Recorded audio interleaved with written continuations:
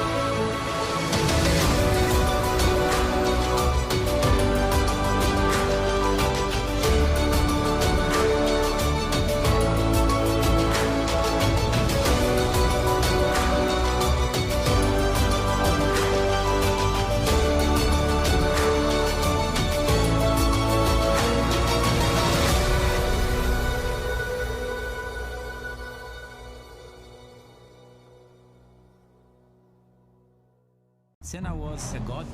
No one could even dream to follow him. I'm from a very humble background. The role of women at that time were really difficult. It's just so dangerous. You are risking not only your life, but also my life.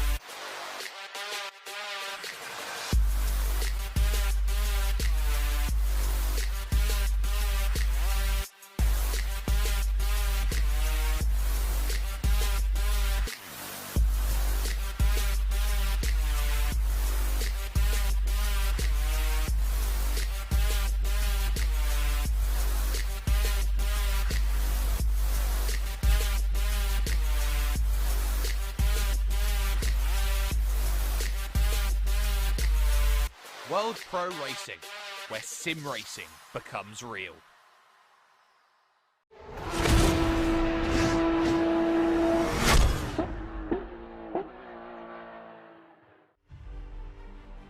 Where else to start? This is one of the tracks that you can look at and put anywhere on a calendar and say, this makes sense. This is a track which you can put any car around and say, this makes sense. This is everything that you want. It's got high-speed sections into sharp braking zones. It's got itself a tight and twisty section. It's got itself some incredible corners, and almost each and every one has been labelled at some point in time as legendary around such a legendary track. It's the Circuit de Spa-Francorchamps here for your AMD GT4 Series with us here at World Pro Racing. Welcome to the party. Welcome to the conversation. My name's Jake Sperry. Joined alongside me is Kieran McGinley here for all of the action that we've got coming up here today. And Kieran, the real important point of contention is going to be getting off to a strong and solid start in this series. It's 5 weeks worth of racing action. It will be 2 weeks each time as we jostle our way forward and look for strong results up and down from a lot of drivers. But how do you put yourself in the best possible position early on a championship as short and succinct as this? Well, good morning, good afternoon, good evening, everybody. And yes, of course, getting a great start means sort of winning the races. 35 points on offer to the winner of these races coming up. And of course, having them every fortnight gives the drivers an opportunity to unwind, have a proper debrief before coming back to the next round. And some really, really good circuits taking us on a trip around Europe and across the globe, in fact, as well, in these GT4 cars. Not normally something we have seen here, but we're getting more and more into it as we go through. I'm thoroughly looking forward to it. A variety of cars to choose from, and as we saw in a practice session, one Ginetta around this legendary circuit. And Jake, I can't really think of a better place to start racing than the legendary Spa-Francorchamps circuit, located pretty much in the heart of the Ardennes forest. The weather is just as unpredictable as the racing. Certainly is. Of course, this track pretty much on the side of the road of the legendary cycling race Liège, Bastogne-Liège, and a track, of course, which has seen so many of its own amazing racing going on forward, all the way back from the likes of the Master Kink, for example, which was a real challenge back in the day, to a place where safety reform became very key to the element of development that went through in the era of Sir Jackie Stewart, and now to today, where you could argue that the Circuit de Spa-Francorchamps is probably the greatest all-round circuit that you could ever find. It suits every kind of racing out there on its platform, and really you cannot argue for a better platform than that to start a championship. But the drivers here today, they're going to be looking to get themselves into practice. But Kieran, on top of that, we're not just racing for the sake of fun, although a lot of series out there do have that ability. There are prizes in store here from AMD. Oh, absolutely, and they almost make me jealous. I wish I could be racing, because the top three have an opportunity here to win some AMD Ryzen processors, with 4th, 5th and 6th place in the standings getting goodie bags as provided by AMD. So a really good opportunity here to get some really nice prizes under your belt. And yeah, these drivers have that opportunity right about now, as we see just the picture-in-picture of the practice session going on. It's just about started here, as we see Luke Whitehead making his way on towards Les Combes and Malmedy for one of the very first times. And these GT4 cars, what they lack in size, they lack in absolute brilliant raceability. These cars can be chucked around. Yeah, there's a little bit of understeer involved, especially at the front end, but at a track like Spa, as Jake said earlier, if you throw any car at this track, it just feels right. It really does. And we take a little look here at the number 2 machine of Luke Whitehead out here at the moment in practice, and what you understand about just how important the battling is going to be here today in these GT4 machines is that they are very much going to be about keeping yourself level and within a range to go out there and attack. One of the keys of having a vehicle which is a little bit more underpowered in comparison to a GT3 here today is going to be looking at how the pace is all going to sort itself out. And we see it already when it comes to the practice times. Ashtois Racing, 1, 2, 3, all within a tenth in 3 different vehicles.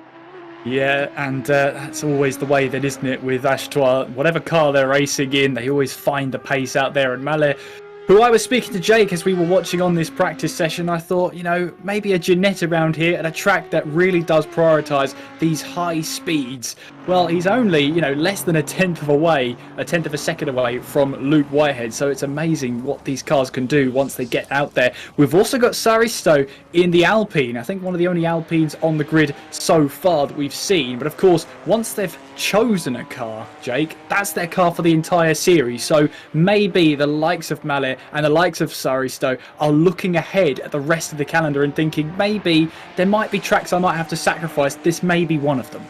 They certainly are thinking about that calendar, and that calendar is going to be incredibly important to work out, because 2 weeks from now it will be Oulton Park, third round of the championship, 10th of June. That'll be over in South Africa, Kyalami, and then it follows 2 European rounds to finish off the season. You head to Misano, and then you have the Nürburgring to finish everything off. So 5 races in the championship. Work certainly there to be done at this point in time, and how is everybody going to be finding that one result that they very much need? And of course, for you at home who are looking for the results that you need, be it on YouTube or on Facebook or on Twitch, maybe you are watching this with ESTV, the Esports Television Network, or TVM Sport, for example, or maybe even motorsport.tv. Your chance to get yourself into the action is with worldproracing.com. Head over to worldproracing.com/events for all of the opportunities on and available. Now, here is Harry Spears, then, who is in the number 285, and that is a very pale, I would say, Aston Martin, making its way down the hill over towards Double Gauche, of course, the former Pouhon corner, that double apex left. And really, these practice laps, we're going to see maybe a couple drivers keeping something back in reserve, but you can see just how technical these GT4s are. For example, you don't have you do have a rear view mirror, but you don't have to look that far, and it almost feels trivial in some respects when you've got a rear camera. Yeah, and obviously with a track like this, you need to be making sure that you're hitting these apexes, and obviously making sure that you keep the car on the island. That's going to be one of the most important things. Around Spa-Francorchamps, it is unforgiving. Don't be fooled by the distance between yourself and the walls out there, as Harry Spears has to abandon his lap time running slightly wide on the exit of Stavelot there, and possibly invalidating that run. Either that, or he's just not happy with that whatsoever. It's a deceivingly open racetrack, or sorry, a deceivingly closed racetrack, because just like here on the run down the start-finish straight, you've got those walls perilously close, going into one of the most perilous corner combinations in motorsport, going through Eau Rouge and over the top of Radion. The very first time the drivers will be met with that in the race, they might be on slightly colder tyres, they'll be definitely on colder brakes. So making sure you negotiate that first chicane and making it through is going to be at the top of your priorities. A bad run through Eau Rouge and through Radion really compromises your run down the Kemmel Straight, coming up towards Les Corbes and Malmedy. So momentum is a really important thing, especially in cars. You can't afford to lose too much momentum in.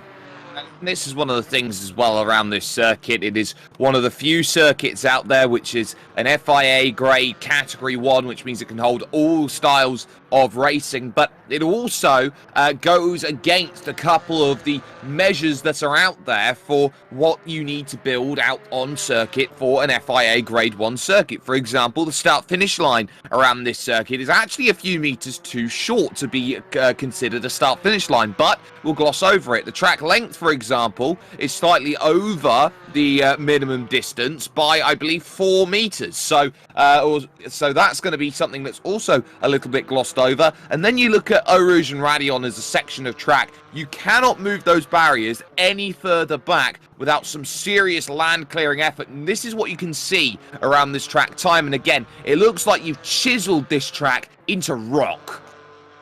Absolutely, and it is really just as you say that, Jake. It's a circuit that is heralded by history. It's a circuit that's heralded by heritage, making sure that this track can stay on every single calendar it can come across, just so we can go racing here, is absolutely fantastic. As you rightfully said, it's 4 meters and 7 kilometers, this track, as we see then Dean Vella making his way on towards the chicane, and just before the short run towards La Source. Of course, we're using the GT layout, which means we use the old pit lane complex going through Eau Rouge and Radion, and of course the drivers will have to make one mandatory stop, with the tyre change being the mandatory stop.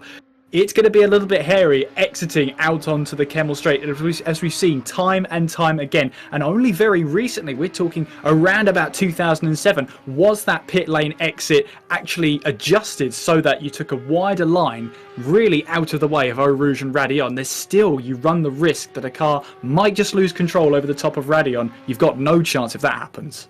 Absolutely, and we also need to talk about the fact that this is going to be probably one of, if not the longest pit lane that you will find, because you have to traverse the Grand Prix pits on the Grand Prix front stretch, and then you've got to make that progress all the way through. As hello, that was a little bit wide going through that final section, and that'll be another thing drivers will be looking at. Don't lock up too much at the final corner or you're in trouble. Luke Whitehead then making his progress towards that final corner out there on track, it seems, of La Source at this moment in time. So making that charge up the hill towards that start-finish line. Of course, you've got those, I would say, Hinkelstein-like elements then to get towards the end. And, of course, the lap has already started. So what you will note as they go out through is that pit exit here today is going to be incredibly long. Most likely we're going to be starting up near Eau Rouge and Radion, but the start-finish line itself here today, right now, will be on that front stretch, which will be very much a big key to the way that this racing is going to be going, because of the fact that they will effectively have a little bit less for their start to deal with as they go through.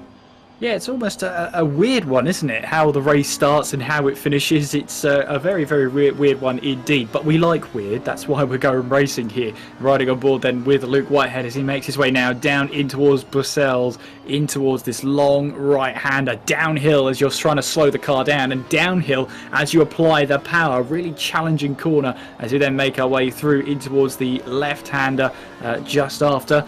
Now on towards Double Gauche. Trying to get the power up, build up the revs then. Staying in fifth, of course, as you just shave off a little bit of speed. So much understeer can come all the way through Double Gauche then. You've got to just be patient and wait for the power, wait for the grip, wait for the bite of the car before you can really put the power down. In towards Les Fonds then, in towards the right-left. You can see the car wanting to twitch on Luke Whitehead, again going over the curbs, just trying to keep that control. On towards the right-hander of Campus then. Trying to slow the car down into fourth, grab the apex, just get a little bit of curb on the left-hand side there. You can see drivers will be using that to try and open up Stavelot here and try and carry as much speed as they can through Corbra Paul Frere. And it's just all about making sure you keep that right foot planted down on the furthest right-hand side pedal as we head towards this legendary corner of Blanchimont there. Little lift in these GT4 cars as there's just not enough aerodynamic grip to keep these cars planted through there as we now make our way in towards the chicane then. Heavy braking and making our way through in towards these final couple of corners, on then towards the very, very short run to the start-finish line, and that will be a lap then of Spa-Francorchamps, and Luke Whitehead ends that lap on top of the timings in this practice session. Exactly, these Ashtois drivers have all been jumping up and pushing the barriers. We saw Hamida Kizi move up then to provisional fastest in the practice session, but ultimately that's going away. 2 minutes now left in this practice, so not long left in terms of trying to figure things out, but there was a very interesting point, and it still is right now. There are, at this moment in time, 6 different manufacturers right now inside the top 8. That's it's huge, isn't it? It just shows you that these GT4 cars are really built to go racing. The balance of performance does its job here in GT4, and Obviously, it's a huge challenge to make sure that these cars are as balanced as they possibly can be. There are going to be little discrepancies here and there, but on the whole, it just makes for some fantastic, exciting racing. Here comes Akizi then in towards the chicane, then on towards the short run to the start-finish line. Just over 80 seconds left of this practice session before we head in towards qualifying. Hamada Akizi, meanwhile, sets a lap time. Didn't quite get the fastest lap time here, as we see Van der Velde then. Now, he had a good old time a couple of weeks ago in the Mega Sprint Tuesdays. He is now currently 5th fastest in this practice session. He did have a good time in the practice session. We finished up 2nd fastest when we raced at Silverstone. Currently 5th fastest. Don't rule him out. He's a very quick driver. Absolutely is. There are a lot of incredibly quick drivers here today who are looking for a good result in this GT4 championship, and they know that the only way that they can get themselves a good championship run is a good start to the racing action that we have. In terms of the point structure, it's 35 points for a race win, 30 for second, 26 for third, and it's 23 and then 21 points for 5th place, and it is 1 point down for every position after that, down to 25 points, or 25th position for 1 point overall out there. As we take a look at Jan-Nicolas Erbrich there in the DJ Racing McLaren, making his charge up through the Paul Frere and over towards Blanchimont corner. But really here, as Van der Velde has actually gone second with his time as he's crossed the line, so he's done really well. Really what we can say, Kieran, is that this is going to be a championship points haul where it's going to really prioritise top 5 finishing. It really is. You see those points are heavily favoured in the higher positions, in the pointy end of the field, and the top 25 are the drivers that will score points, with 25th place scoring that lone 1 point. And there's no bonus points on top of that. There's no consistency bonus. There's no most laps led. There's no pole position bonus.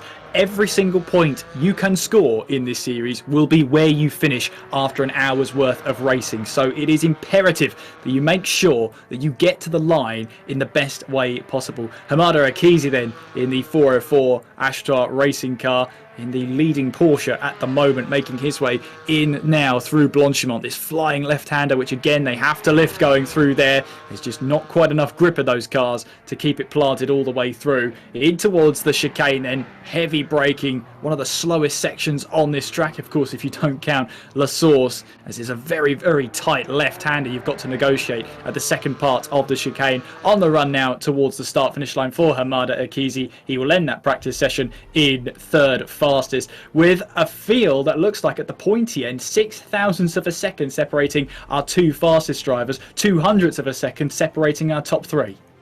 I believe I've blinked about 3 times, and every time I've tried to blink, I haven't been able to blink within 6,000ths of a second. So that tells you all you need to know about just how close it is up at the very top. And of course, practice, there's no real bragging rights for putting practice. That says I am the form setter as they move towards qualifying, which will be the big important key. We know that you can't guarantee yourself a victory from pole position, but my goodness, do you make it easier for yourself. But this will be a strategy 1 game here today as we take a look at drivers out there then on their representative flying laps, Kieran. And one of the things they'll be looking at is track position. Long track, yes, you've got a lot of room to work with then as you put those times in, but we've got 27 drivers here today, and 27 of anything around anywhere is going to cause a few problems.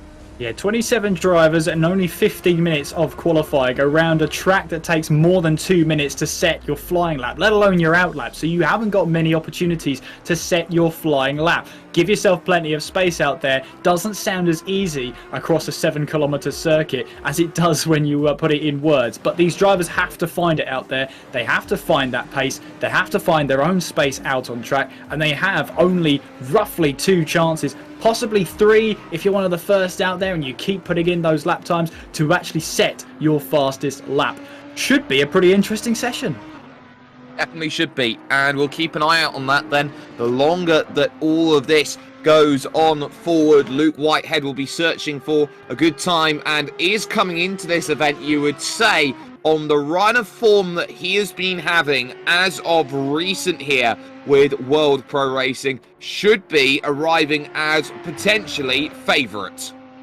You would say so, wouldn't you? That's it. That would be a little bit of an understatement when the Astral Racing cars locked out the top 3 positions. Let's remember that is practice, though. As you rightfully said there, Jake, it's a form setter, not where you're going to be in qualifying. Don't take that at face value, as Luke Whitehead will be the first driver to start their qualifying lap here at Spa-Francorchamps, braking hard, then so close to the curb and the grass on the left-hand side, I should say, which can really hamper your lap time, really hamper your braking distance going into the first corner. Then we go then down the hill as we approach Eau Rouge and Radion. Then you can just see how steep it is just as you descend towards that first real chance. Then lots of understeer going through towards the second part of Radion there as you desperately try and cling on for grip. Down the Kemmel Straight we go, foot planted hard on the floor on that right hand side pedal as you prepare yourself now for the braking zone in towards Lake Arm, looking for your braking point on the left hand side, braking just before the curbing starts on the left. Through Lake Arm we go, trying to dance the car through here as you then head in towards Malmedy. Then very patient on the throttle here, as you see you have to fight the car then with the setup we've got on. Down the hill we go then towards Bruxelles. And again, braking. Downhill we go. Try and find the apex. It's a long corner, this one. You've got to be very patient about when to apply the power. Apply it too early and you'll understeer off the road. In towards then this left-hander of X corner before we get ourselves now on towards the run, towards the double gauche. And again, you'll have to lift off here, staying in 5th gear. Is there a possibility to drop to 4th? Not this time around, but you see how much that Luke Whitehead has to wait, has to hold off the throttle before the grip comes to him as he now makes his way up towards Lefania. Yeah, and this Fania chicane here, the right followed by the left. You always look to try and carry as much as you can. 4th gear through this section and not flicking down into 3rd. He was in the low revs throughout the entirety of that section. It would have also put a bit more understeer in the vehicle as he got that Audi through and out of the campus corner into Stavelot. Of course, Stavelot, the town which is all the way down the road there behind that corner as they go on through. Now that curve of Paul Frere comes all the way along towards that Blanchimont corner. You got that small kick right, which really, small kick left that really unsettles you on entry, and now you have to take that commitment. Uses all of the track once more going through this section, right up there at the very top. Get down the gears for the final chicane, and this will be a lap then after these two very difficult lefts and rights to get over towards the line. Short drive over towards the line as well, and that is a 2:29.8, which will not count due to an off track out there on circuit. So Jan-Nicolas Erbrich then goes quickest to begin with, but there is Tinko van der Velde who gets up then into the top, but it's only temporarily. A drive that we haven't really been focusing on as we look at Itamar Yativ right now was Jack Noller, who of course finished 2nd in the championship in the inaugural GT3 Sprint Series. He did indeed, so he's showing a bit of pace about him here at the circuit for Spa-Francorchamps. Great to see him back at the pointy end of the field as we see Yativ then making his way on towards this start-finish line in the number 4 Porsche towards the line. He will go 7th fastest, just under a second off that pole position time. Teemu Polki, meanwhile, in the Supernova Racing Aston Martin, making his way out of Blanchimont and on towards this final chicane. Maybe a little bit of a toe of the driver ahead as we now make our way in towards that final chicane through this very tight left-hander. So important that you get the power down and make sure you hit the apex out of that chicane, especially the second part, as Polki then goes 5th fastest, 0.885 off of the fastest time so far, which has been taken away by the number 15 of Taha Mali. Yeah, Mali has done a really good job with those times in the Ginetta, one of only 2 drivers here today, piloting that around and looking to try and get as much as possible out of the racing that we have got here today. So the work then for Taha Mali is going to be holding on to that. The inaugural set time is there, but you don't actually have that long to put times in on the board. It is a 2.5-minute lap around this place in these GT4s, which means by all intents and purposes here today, Kieran, they are not going to have many runs at this. Yeah, it's 2.5 minutes. That's for your flying lap. That is when you're throwing everything at it. When you're on your out lap, you've got to take into account of possible traffic, trying to find yourself the space out there. You're going to have to give yourself a 3-minute buffer just for your out lap alone. And if you take that into account, that's a fifth of the entire qualifying session. You cannot afford to make too many mistakes as Mali now makes his way on through Stavolo, now through Corba, Paul Flair, as he now puts on the power, trying to just get as much speed as possible. And then he pulls over to the left-hand side to come back to the pit lane. He was on a flying lap and decides to abandon it. And the great thing is you can come back to the pit lane, get a new fresh set of tyres on, get back out there. But really, realistically, he's only got one more chance, one more flying lap, because by the time he's done his out lap, it'll be time for his flying lap and the checkered flag will not be far away. Luke Whitehead's just gone to the top there to 229.283. Spears then up into 5th position with a very, very nice time there. He's 0.6 of a second off the pace at the moment, but there goes Hamada Akizi looking to make a charges. There is Maximilian Vadi looking to get the AMG Mercedes GT4 going through, driving for the virtual drivers team by TX3, and moves up to 11th position then with that time. Not bad at all. Some good times have been coming in on the boards, and we have been seeing once again how difficult. There is Jordan Stones for the team at this stage, making the progress then through towards the final couple of corners. I think team would be, I'm not sure what my team is. Good question. That's for sure. But he now makes his way towards the line. Hasn't set a lap time so far. Towards the line, he will go 13th fastest then. Just under 1.5 seconds off of our provisional pole position time. And it's a really, really interesting session because no one driver has stayed at the top for longer than about 60 seconds. So it really is all to play for in this first qualifying session of a brand new series. It certainly is. The most populous right now, or the two most populous inside the top 10, are Porsches. There are 4 of them, and there are 3 Aston Martins. So they look like they are the favourites at this stage. They make their charges. We've got 1 BMW in the field in the form of Mikhail Merchieka out there on circuit. So Mikhail is going to have a lot of work to do out there today. And of course, we've got that Alpine of Saristo. And here is someone who is normally out there, one of the characters of the field, Gershli Kunshabo there in the AMG Mercedes.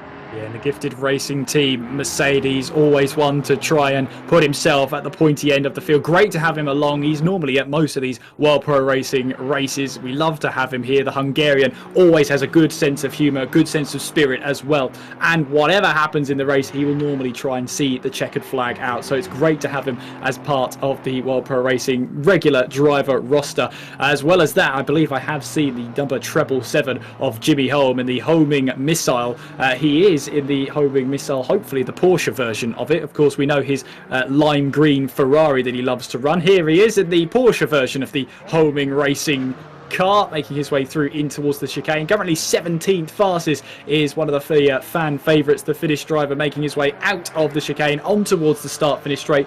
Can he make an improvement on 17th fastest? He can, goes 13th fastest, 1.2 off provisional pole.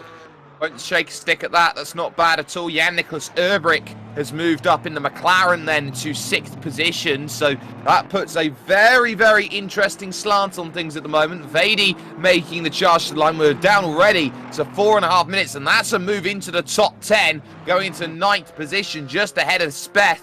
There is Ashton Cox in the Ashtoir car, is in 19th position at this moment and searching at this moment in time, hoping that there is a little more pace in the car at this point. But it is getting a little congested right now. Top 10 split within under a second at this point. So still drivers searching for more, and they can see Luke Whitehead's top of the times, and he does not have a fastest sector time in any of the sectors. And that just shows you how consistent his setup is. It's pretty much good around the board, but that also might be a slight bit of a worry because it's not exceptional at one point of this track. So he's going to have to be careful about that. He might find himself vulnerable at certain points of this track against certain drivers. Here comes Ashton Cox then towards the line, currently on a 2:31. He did set a lap time that was faster, but it was invalidated. And it's a little bit of a curious case of Ashton Cox at the moment, down in 19th place. He struggled a little bit with form, but we know he's a talented driver. We know how good he is. He just needs a good result behind him, and he'll be back to where he was in no time. Absolutely, and it's all about that form. There is the GT Omega RPM esports machine of Jack Noller there in third position. There is a big gap, by the way, from fourth to fifth of about 0.3 of a second between Noller and Spears. So there is going to be a lot of work going to be going on then to try and close that down in these final laps. But Noller through towards the third sector now, coming out to the campus corner. Of course, a fantastic Institute of Engineering there on the inside of that campus corner. And now for Jack Noller, it's about power as you go on through. And it's very weird to say power in a GT4, but you still need that element of a kilometre or two, which is exacerbated a lot more because these cars are a little bit slower. Absolutely. As what we've mentioned before, these cars are all about momentum. You have to keep your momentum up. If you lose any shred of momentum going around these corners, you will fall victim to a possible position loss. Here comes Jack Noller then coming towards the line, and the number 36 GT Omega RPM esports car goes second fastest and has time for one more flying lap. 0.09 of a second off of provisional pole. That is a very important P2 at this stage for Jack Noller, because it does break up the Ashtoire drivers, who are 1, 2 and 3 at the time, now 1, 3 and 4 at this stage, and I'm sure everyone's going to be keeping a close eye on how this one goes. Harry Spears out there in that very pale pink Aston Martin, looking to try and rock the apple cart to make it 4 different manufacturers up inside the top 4. You got Urbrick as well. It's 5 and 6 at this moment in time, and there aren't any guarantees, I would say, in the middle of the pack, because it's all looking pretty close down there as well. So you're really fighting for as many tenths and hundredths as you can get your hands on. And this is going to be really important for the drivers out there. It also promises to be a great spectacle, because at the moment the top 10 covered by 1 second. Down the order then, another second covers 18 places. So you're looking at a really close field going through. Really does promise and really does build it up to be very close racing in our race today, with less now than 60 seconds before that checkered flag comes out. Yeah, Pulkey moving up then into 9th position in the Aston Martin, puts a third one now inside the top 10. It's Vady who gets bumped down to 10th, and now Speth is shuffled outside of the top 10 in the number 10 Porsche. So we're seeing those times starting to encroach in at this moment. Everyone's finding that little shade. Spears then making his move over through Blanchimont. He should have one more corner left in this lap, and one more lap available if he should need it. He should cross with about 10 seconds or so left on the clock. So he's got himself one more if he should need it at this stage, but the gaps are there. Whitehead has just extended out by another 0.08 of a second, and Spears has just gone to second there with a fantastic 2:29.3. Noller, though, still looking for a quick lap. It's looking quick. Out comes the checkered flag then, as they will all look to make that push towards the line. It's going to be a very close fought battle as he just runs it a bit deep through the final corner, does Noller. He will get bumped down as well by Mallet, who moves up then into second position for Ashtoire.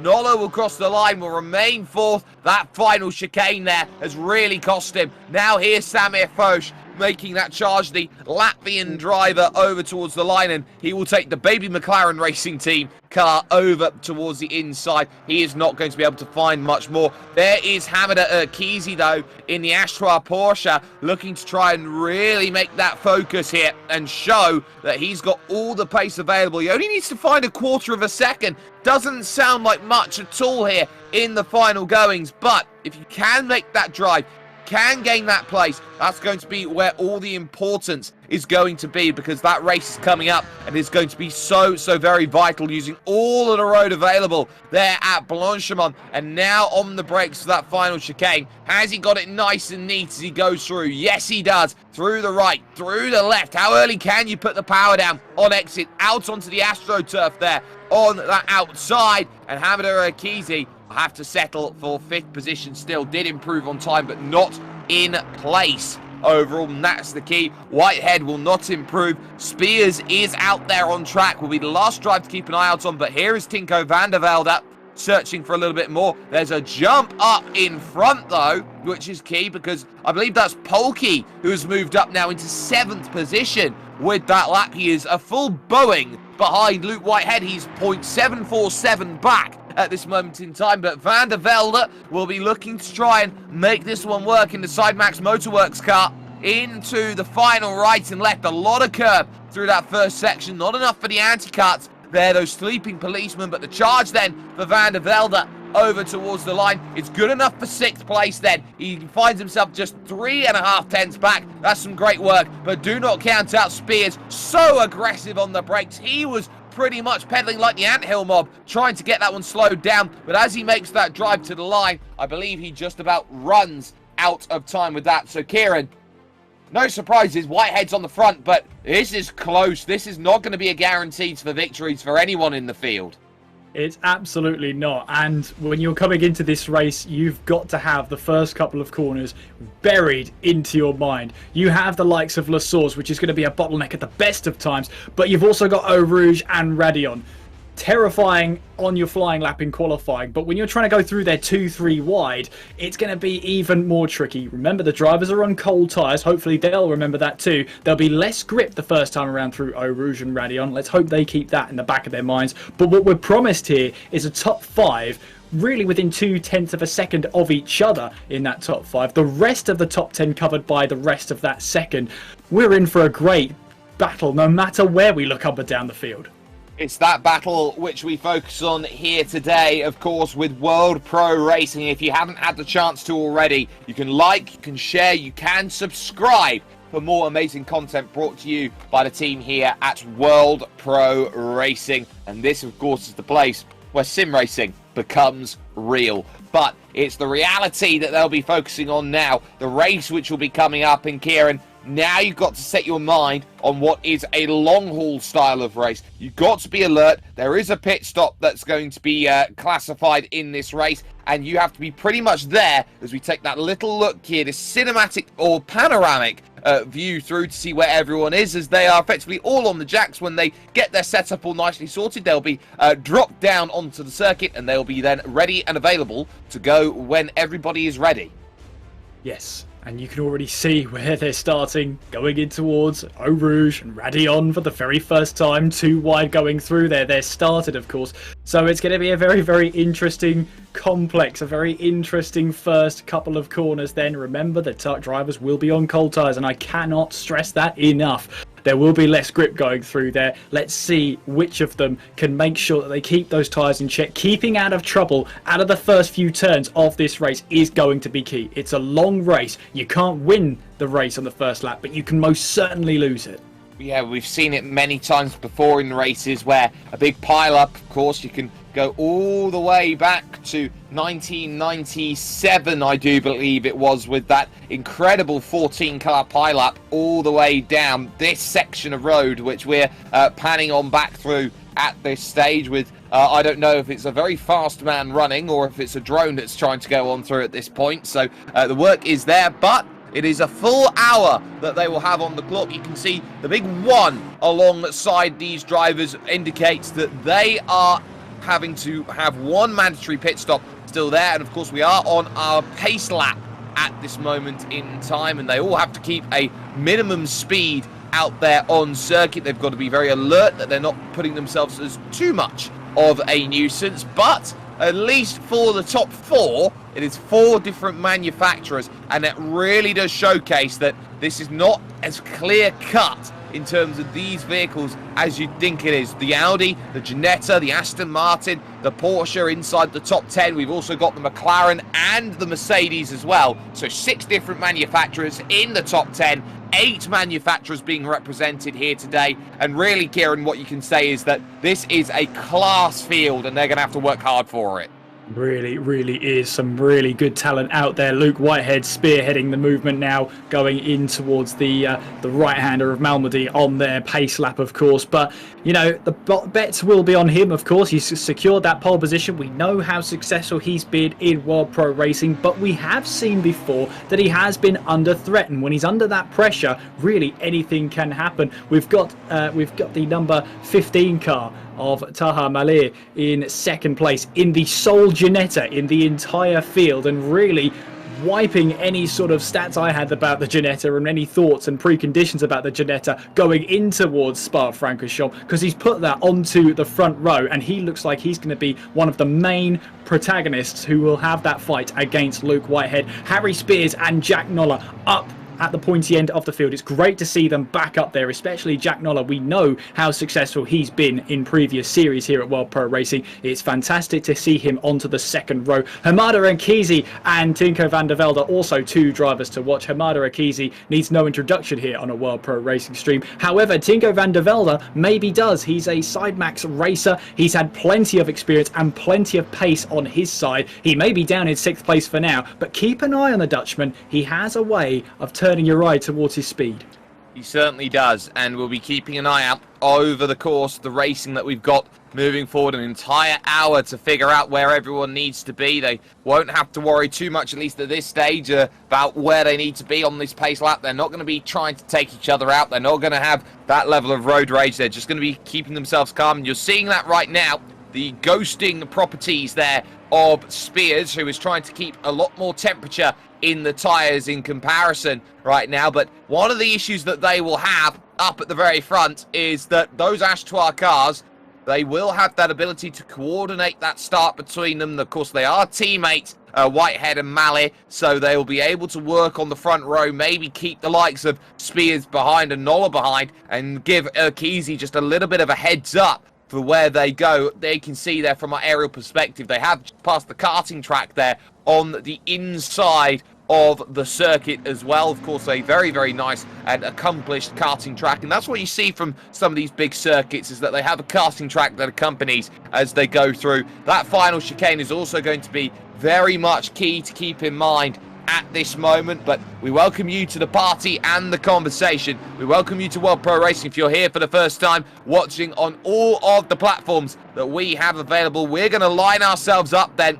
get ourselves nice and ready and situated once more. That Aston Martin looks very, very eager to try and get through as they make that progress through the final couple corners here. That Ginetta getting a little bit swarmed as they think about where they need to be at this moment in time, and that's going to be a little bit of a cause for concern as they figure out where they need to be. And they've also got to keep an eye out on that pace, and they've kept it really slow as they go on through towards that start-finish line. But of course, they don't have to go here at this moment in time. They'll be looking to go when they round that opening corner towards then Eau Rouge and Radion. So that's going to be where the eyes will be focused on. Of course, it does stop this bottleneck here at turn 1, which we have seen many a time in many a different style of race. But Whitehead on the front, Malley then alongside. You got Spears, Noller, Kesey, and the patience now is going to be required as they descend down the hill. Who is going to be best placed? Who is going to have everything they want? And who is going to take the opening round? Well, you've got an hour to find out because the lights are off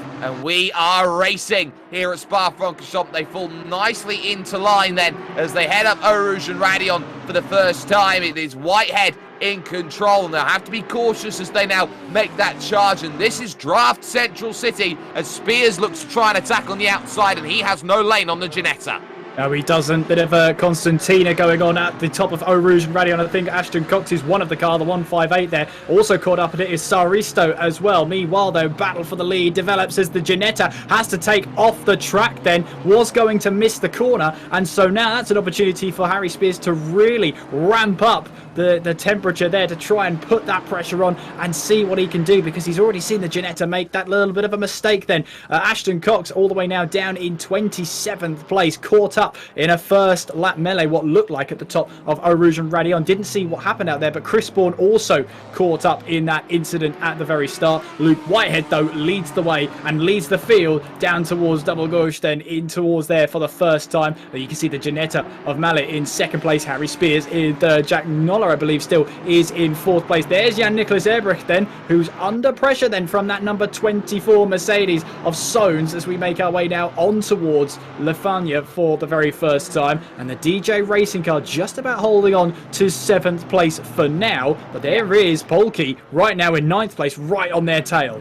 Yep, and then you've got Hamada Keezy here, who's got mirrors full of Van der Velde at this stage. So it's going to be a lot of fighting going on out there in these opening couple of laps. They look to try and settle themselves down into reality. We'll take a look then off of the start here with this replay. We'll take it from Ashton Cox's perspective as he goes on through. He's all up there on the power, and we've got some nice mapping there on the bottom right. And there you can see it just checks up, and he gets a tap then, and someone else, another Porsche goes through, and effectively with those Hinkelstein-like options on the inside, you're going to have a big accident there. It's all going to funnel in and won't naturally flow out as much, so that's going to be a drama then. And look at that from Van der Velde down the inside. It was around the outside initially at that final chicane, but now over towards the Lassource hairpin. Will have to be the outside once again for Van der Velde if he wants to get past Hamada Keezy. It's on camber through here, but he's trying to pick up her on the exit, but you have to lift off of it slightly because there on the inside, just poking your nose, was Keezy. Itamar Yativ also in a battle down here in 18th place. Yes, trying to defend hard then as the cars then exit La Source for the first time on the run now, down towards Eau Rouge and Radion for the second time as Yativ has the inside line going in towards Eau Rouge and up the top of Radion then, but you can see there that Mercedes is all over the back of him. Conchabo trying to find a way through with Mercheka currently taking the little bit of an escape road or escape route over Radion. Meanwhile then Conchabo has the outside line, but he might be slightly falling back. He's got Yativ right on his right hand side then as they make their way in towards Les Combes. Then the Mercedes has the outside line. Does he have the line for the next corner? He will, but Yativ will have a bit more momentum as they make their way down in towards Malmedy. He'll also have the inside line. Conchabo round the outside, keeps it all together, uses that little bit of curbing and finds the move. Mercheka now fancies his chances going in towards Bruxelles, and there you can see Conchabo just about holding on to that 18th place. Then after making that move, Yativ down to 19th place. Mercheka couldn't quite find that gap that was created in that battle. No, definitely couldn't, and that's why these five all find themselves close, and that is Spears, who is a mile away. You've got a load of runoff there, and he used all of it and a bit more going through double go. She's now behind Timu Polki there in 10th position, so a massive moment that we've just missed, and there is the dramas in front, as that is Erbrick, I do believe, who will be now losing places. Jordan Soanes looking to try and find a way through as well. It's suddenly all checked up behind Hamada Keezy.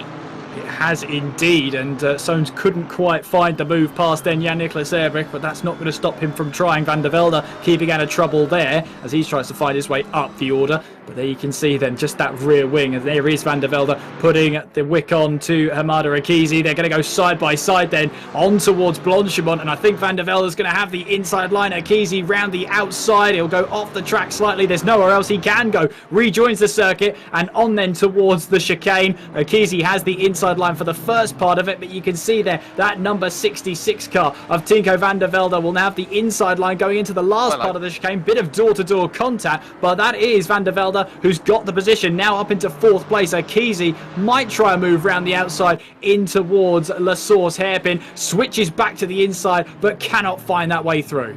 Not yet anyway. Dean Vella's in the middle of all of this. Whoa. Oh no, there's a big pile up. 3, 4 going around there as they go through. The 6 machine in trouble as well, and they all just had that one little moment. It looked like it was going to be trouble. Simon Speth, oh, every reason to be excited. He is the big profiteer from all of this. He gained 5 places in all of that. Yeah, absolutely. Christmas and his birthdays happened just in that one corner alone for him. Now up into 4th place. What it looked like to me could have been the Dutchman getting a little bit sideways. Was there contact between Hamada Keezy and Tinko van der Velde? Well, hopefully we'll be able to find out. Meanwhile, Jan-Nicolas Erbrick now going up the inside of Spet, then in through Les Combes, and Jan-Nicolas Erbrick up a position. Spet then really making a meal out of the second part of Les Combes. Now through Malmedy, then that's Harry Spears on a charge back through the order. He takes back 5th place from Simon Speth.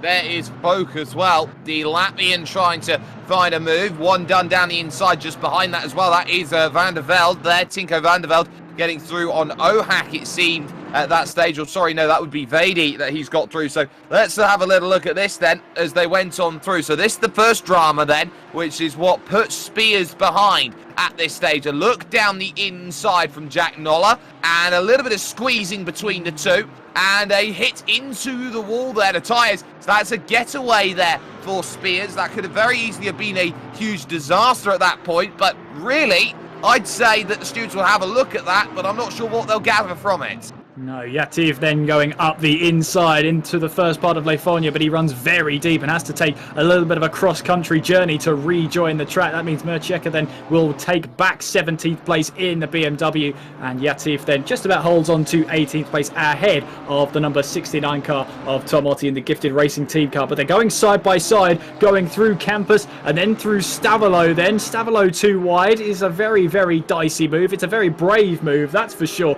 as Yativ then loses the place to Tom Otti as they now make their run in towards Corbin Flair. There's a battle behind them as well between, I believe that's Pyramid and Sones making their way through. But Yativ, meanwhile, wants this position back from Tom Otti. Will he try and find a move initially round the outside going in towards the chicane? And there's a little bit of drama up ahead as well. Couldn't quite work out who that was rejoining, but making sure they rejoin as safely as possible. And it might have just caused a little bit of a bottleneck there because Yativ now will find himself under pressure. It's actually Jimmy Holm in the treble 7 car, the homing missile, who's run into trouble as well. Let's have a look at a replay then. So this was the battle between Van der Velde and Amada Akizi going down in towards turn 1. It certainly was. Now, let's have a look at this. So there was the one pivot to the inside, couldn't get there, and that's clumsy there from Hamida Akizi. And then suddenly, they've all taken the same line. They've not been alert to it. I saw about 6 different bits of contacts they all went through, and those were the dramas that came on into view. But now, all of a sudden, there is Itamar Yativ, there's Jimmy Holm, there's a bit of side-by-side is now. Here comes the next challenge that moves on through from Piermetz, and then you've got Sones as well trying to recover back through the field. We're going to go 3 wide into it, and that's not going to be good. There's contact, not once, but twice, and then into dramas goes Yativ, and Sones trying to stick his nose down there at that section of road. Very difficult, and look again then as Spets in 6th position, side by side for 7th and 8th, as Foch and Van der Velde try to go out there for position, and Van der Velde is trying to unlock everything he can on the run to Double Gauche. Yeah, down in towards, they go in towards Double Ghost, trying to hang on, but meanwhile we've got a battle for the lead on our hands here. Both now about 5 seconds clear of 3rd place man Jack Noller, but with all the carnage behind them, it's no surprise to see them have this much of an advantage. But Mallet here putting on a show here for the lead of this race. Then Luke Whitehead currently leading this race. We haven't even passed 10 minutes in this race so far. We've seen so much drama in the opening first 10 minutes of this race as Mallet tries to find a better line, a different line to try and find his way through. Then Foch runs wide on the exit of Campus then and gifts that position wrapped up in a bow for Tinko van der Velde, who will happily take away 7th place. And now Vedi could try and find his way through that 8th place. Luke Whitehead hanging on so far into towards the chicane, but there you can see Mallis. We're going to look up the inside. These two do drive for the same team, but there are no teams in this championship. It's only every driver for themselves. So they are going to be at an arm's length, but they are going to be battling for that lead of the race, no doubt about that. By team, we say gentleman's agreement of team at this stage, as there is David Ohak then, who is going to have to play defensive card. That's someone going well off then in the background, and I believe that's not going to be ideal at all. That's Gershly Konshabo going for an adventure, I would say, over at the final section of track. He will now drop the position here to Mika Mirceka, who moves up into 14th place, and suddenly can Otti slip away down the inside? We're seeing a lot of drivers going backwards here in the early stages, but this is another thing they'll have to be keeping their eye out on. The pit window is not open yet, so they are not allowed to come down in and make that stop. They'd still have to make another stop if they did so. Here's some side-by-side. This is the replay then of Yativ and the action then with Sones. Sones trying to stick his nose down the inside, and the issue there for him is just the fact that, you know, this is a tough bit of track that you have to try and stick it 3 wide. It's 2 wide at best when you go into Leikum. Yeah, penny for Yativ's thoughts then as he was left there just stationary on the infield of Leikum then. But yeah, a bit clumsy then going in towards there. It's an overtaking opportunity, but you really have to use the Kemmel straight to size up the move and make the majority of the move happen before you get into the braking zone of Les Combes. Very, very difficult to be on the brakes through Les Combes and make the move stick, especially if you're about a car length back. Luke Whitehead then still hanging on to the lead of this race then. He is under good pressure then from Taha Mali as we make our way now in through Les Fognes for this 5th time in this race. And making our way through again, Malia just maybe testing the waters a little bit here. These two will know each other. They'll know their driving styles. They'll know the setups that each driver has, that each car has. Not necessarily will that mean that one car will be faster than the other, but what it will mean is that we should have a really good battle on our hands for the lead of this race. At the moment, it's pretty tame, but I wonder how much Malia is going to put Luke Whitehead through. How much is he going to test him for this lead of the race? That's going to be the key. Every corner in that middle sector, that was Mali really pulling the strings, but it opens up on the run through to Blanchimont then, so there's enough to cover with. It looks like the Ginetta is much better in the corners than the Audi is, so we'll keep that in mind as they go through and make that charge towards the line once again. So the work very much being put in these early stages, and I wonder how much Mali can use that as an advantage, just sitting behind, play the strategy game, save a little bit of fuel as he goes on each lap, and then he'll have maybe a couple seconds or a second when it comes to the pit stop where he won't have to worry as much as things go on for the pitting that will be happening over the course of this race. We'll also be keeping a very close eye on the conditions here today. They are sunny at the moment and are remaining in a sunny to light cloud, I would say, over this circuit. 17 degrees air temp, 20 degrees track temps, mighty cold by virtue of that. But they also have to be alert to who's closing in behind. You can see Jack Nolly's only now 3.6 seconds behind Mali here in second. Yeah, and with the two of them battling and two of them just trying to keep an eye on each other's lines, it's going to allow Jack Nolla to come back and close the gap because he's on his own out there. He can focus on his own lines, his own apexes, doesn't have to worry about whatever's in his rear view mirror. Who does have to worry about what's in his rear view mirror is Tom Ottey, as Jimmy Holm will try and go up the inside, going in towards Les Combes. Can he get that car slowed down in time? Yes, he can. So the homing missile is up a position and up to 16th place. Easy move then for Jimmy Holm, whose car looks very, very, I would say, festive in terms of the way that the livery is designed, as he now looks to make his way down the hill through Bruchelt and try and get onto the next driver, which is Gershly Kunshabo.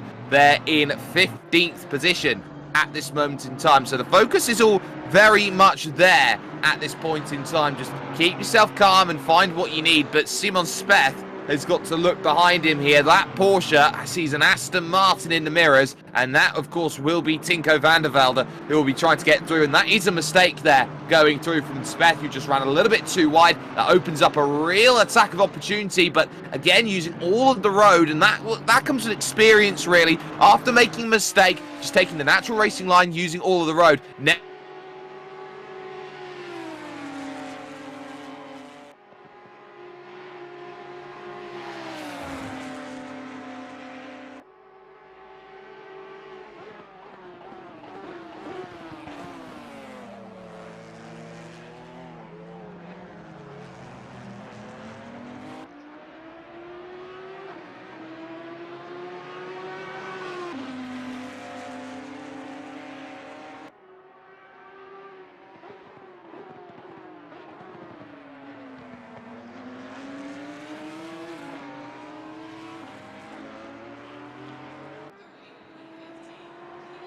You can see the power is where the Audi is favoured. As we go through these mid-speed corners, you can clearly see the Ginetta, the way it's built, the way the engine is positioned, all makes sense as it's a much better handling car.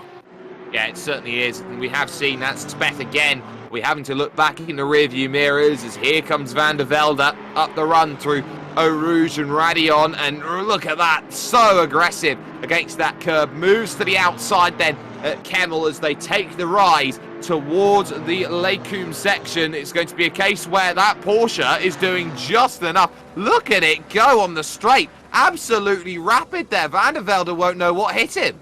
Absolutely. He was not expecting for Speth to start pulling away from him at the later stage of the Kemmel Straight, but that's exactly what happened. But here we go then, Van der Velde right on his tail, then getting a much better run through Malmedy, now in towards Bruxelles. As you can see there, Van der Velde has the inside line. He'll take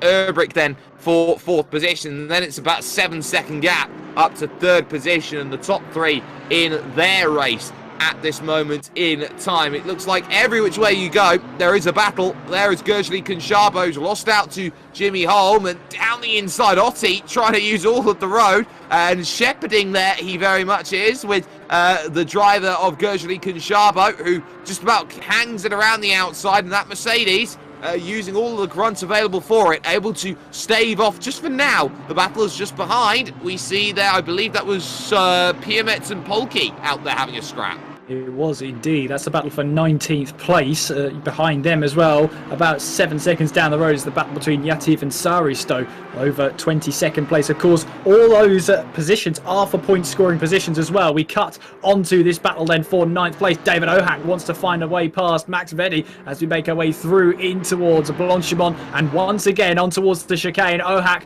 on the right hand side, Veddy on the left, as they now find the braking zone in towards the chicane, both braking at pretty much the same distance away from the corner. Veddy will have the outside line, David Ohak has the inside line, but you would expect Veddy to be able to put the power down earlier. He does. Sheldon Muscat trying to find a way through and try and take advantage of this battle, heading our way now down towards La Source. As you can see there, David Ohak defending that inside line, heading in towards the first turn, but that is contact there down the inside. David Ohak misses his braking point. He was so focused on the rear view mirror that he forgot about the braking zone right ahead of him.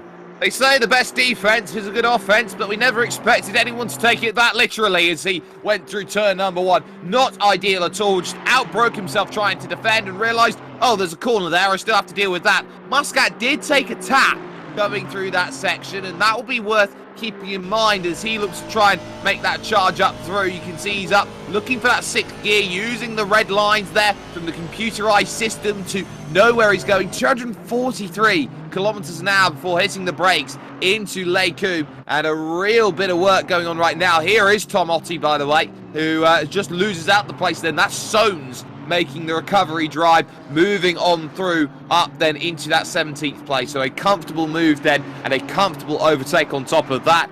This is a race where we've seen quite a few incidents early on, but we are now hitting that stage in the next minute or so where I'd say pit window is open. Yeah, it's open for 10 minutes, so it'll be 35 minutes to go. That's the magic number we're looking for before that pit window opens. It'll be open for 10 minutes before it is shut, and you have to make a pit stop and a tyre change at that point, as Jimmy Holm is looking for a move on Dean Vella, maybe just applying that going through the double gauche. As we see then, Dean Vella runs a little bit wide as they now get the run on towards the right left-hander of Le Fournier, and you can see there Jimmy Holm is all over the back of Dean Vella. Oh, no surprises. Dean Vella had a massive wiggle as he went over that AstroTurf. He had to catch the car, and it is a same class car. Well, I wouldn't say class car, I'd say it's same manufacturer. It's a Leipzig battle of Porsche versus Porsche, and Dean Vella, a lot more confidence to put the power down, sees the BMW just in front, of course, of Mika Mercieka, and it would be very much a chase as the two Maltese drivers go for it. But look at Jimmy Holm go. Homing missile, absolutely. That was absolutely beautiful, but doesn't have enough on the exit because Vella's just going to come steaming on back, trying to look for that position on the outside, and Holm's going to try and send it deep, and he's done just enough to get the move done.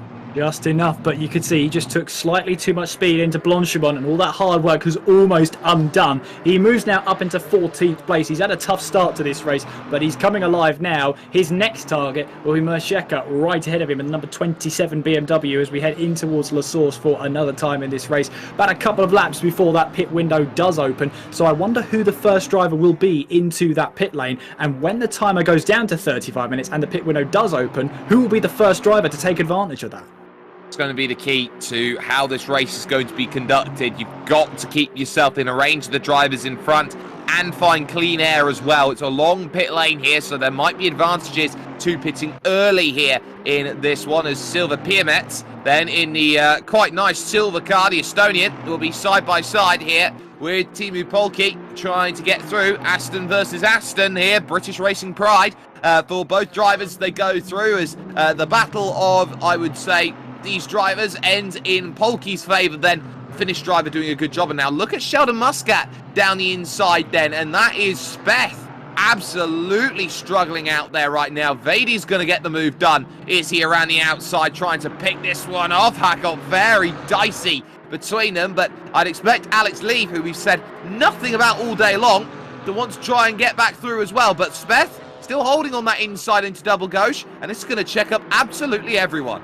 It is indeed. There you can see the 302 just holding on the inside line of the 89 car of Vedi then as we make our way onwards there towards Lefonia, and Alex Leaf able to hold on. They've got David Ohak right behind them as well, who's eager to make up lost ground after his incident at La Source. However, Leaf holding on to 10th place with that charging Vedi right behind. But that is Muscat then up into what I believe will be 9th place. He's absolutely on a charge right now, up into the top 10. Unfortunately for him, it's 7.6 to the next car, but it fits Sheldon Muscat. I wouldn't rule anything out.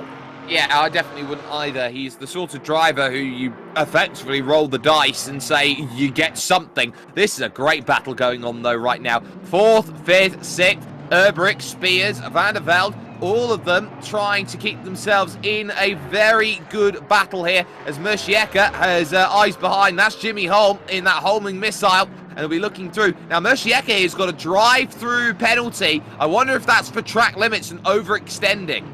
It could well be, because we haven't seen anything, but Mercieka trying to come into the pit lane now, very slowly on the entrance towards the pit lane, as he then gets the power back on, and that will be to serve his drive-through penalty, because the mandatory pit window is closed at the moment. It is, and that's going to hurt, because a drive-through penalty around this circuit is a lot heavier of a consequence than others. You can see Jan-Nicolas Erbrick then with the scraping on the front of the car. We'll have to be very, very cautious about those two Aston Martins to try and get by behind. But the good thing with the McLaren is it's normally quite good in a straight line. Normally?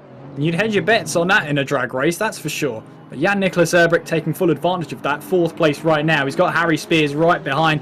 Behind him as well is Tinko van der Velde. Battle for 4th place well and truly on, as we're getting the first of the penalties from our stewards in Adrian Figallo and George Muscat.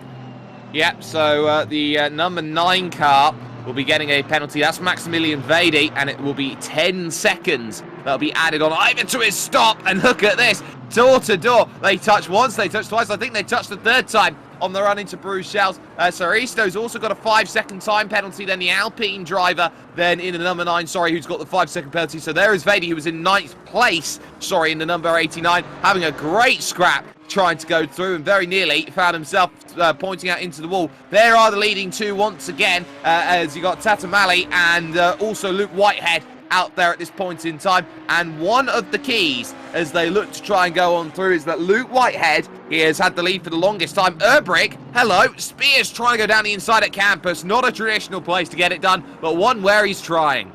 One where he's trying, and it could extend into Stavolo as well. If not, it's going to be a loss of momentum, which we talked about. There is Van der Velde, who's going to try and take full advantage of that one. They're going to run side by side then on the run through Corba Paul Frere. Now on towards Blanchimont, coming up right about now. They're running side by side, that battle for 5th place. Going their way through then, Harry Spears has got the inside line. Van der Velde around the outside, he will go, and he'll have the line then going in towards the chicane for this 11th time in this race, grabbing the inside line and taking away the position, then door-to-door battling, and that was a great effort there. But Van der Velde up into 5th place, Harry Spears down to 6th.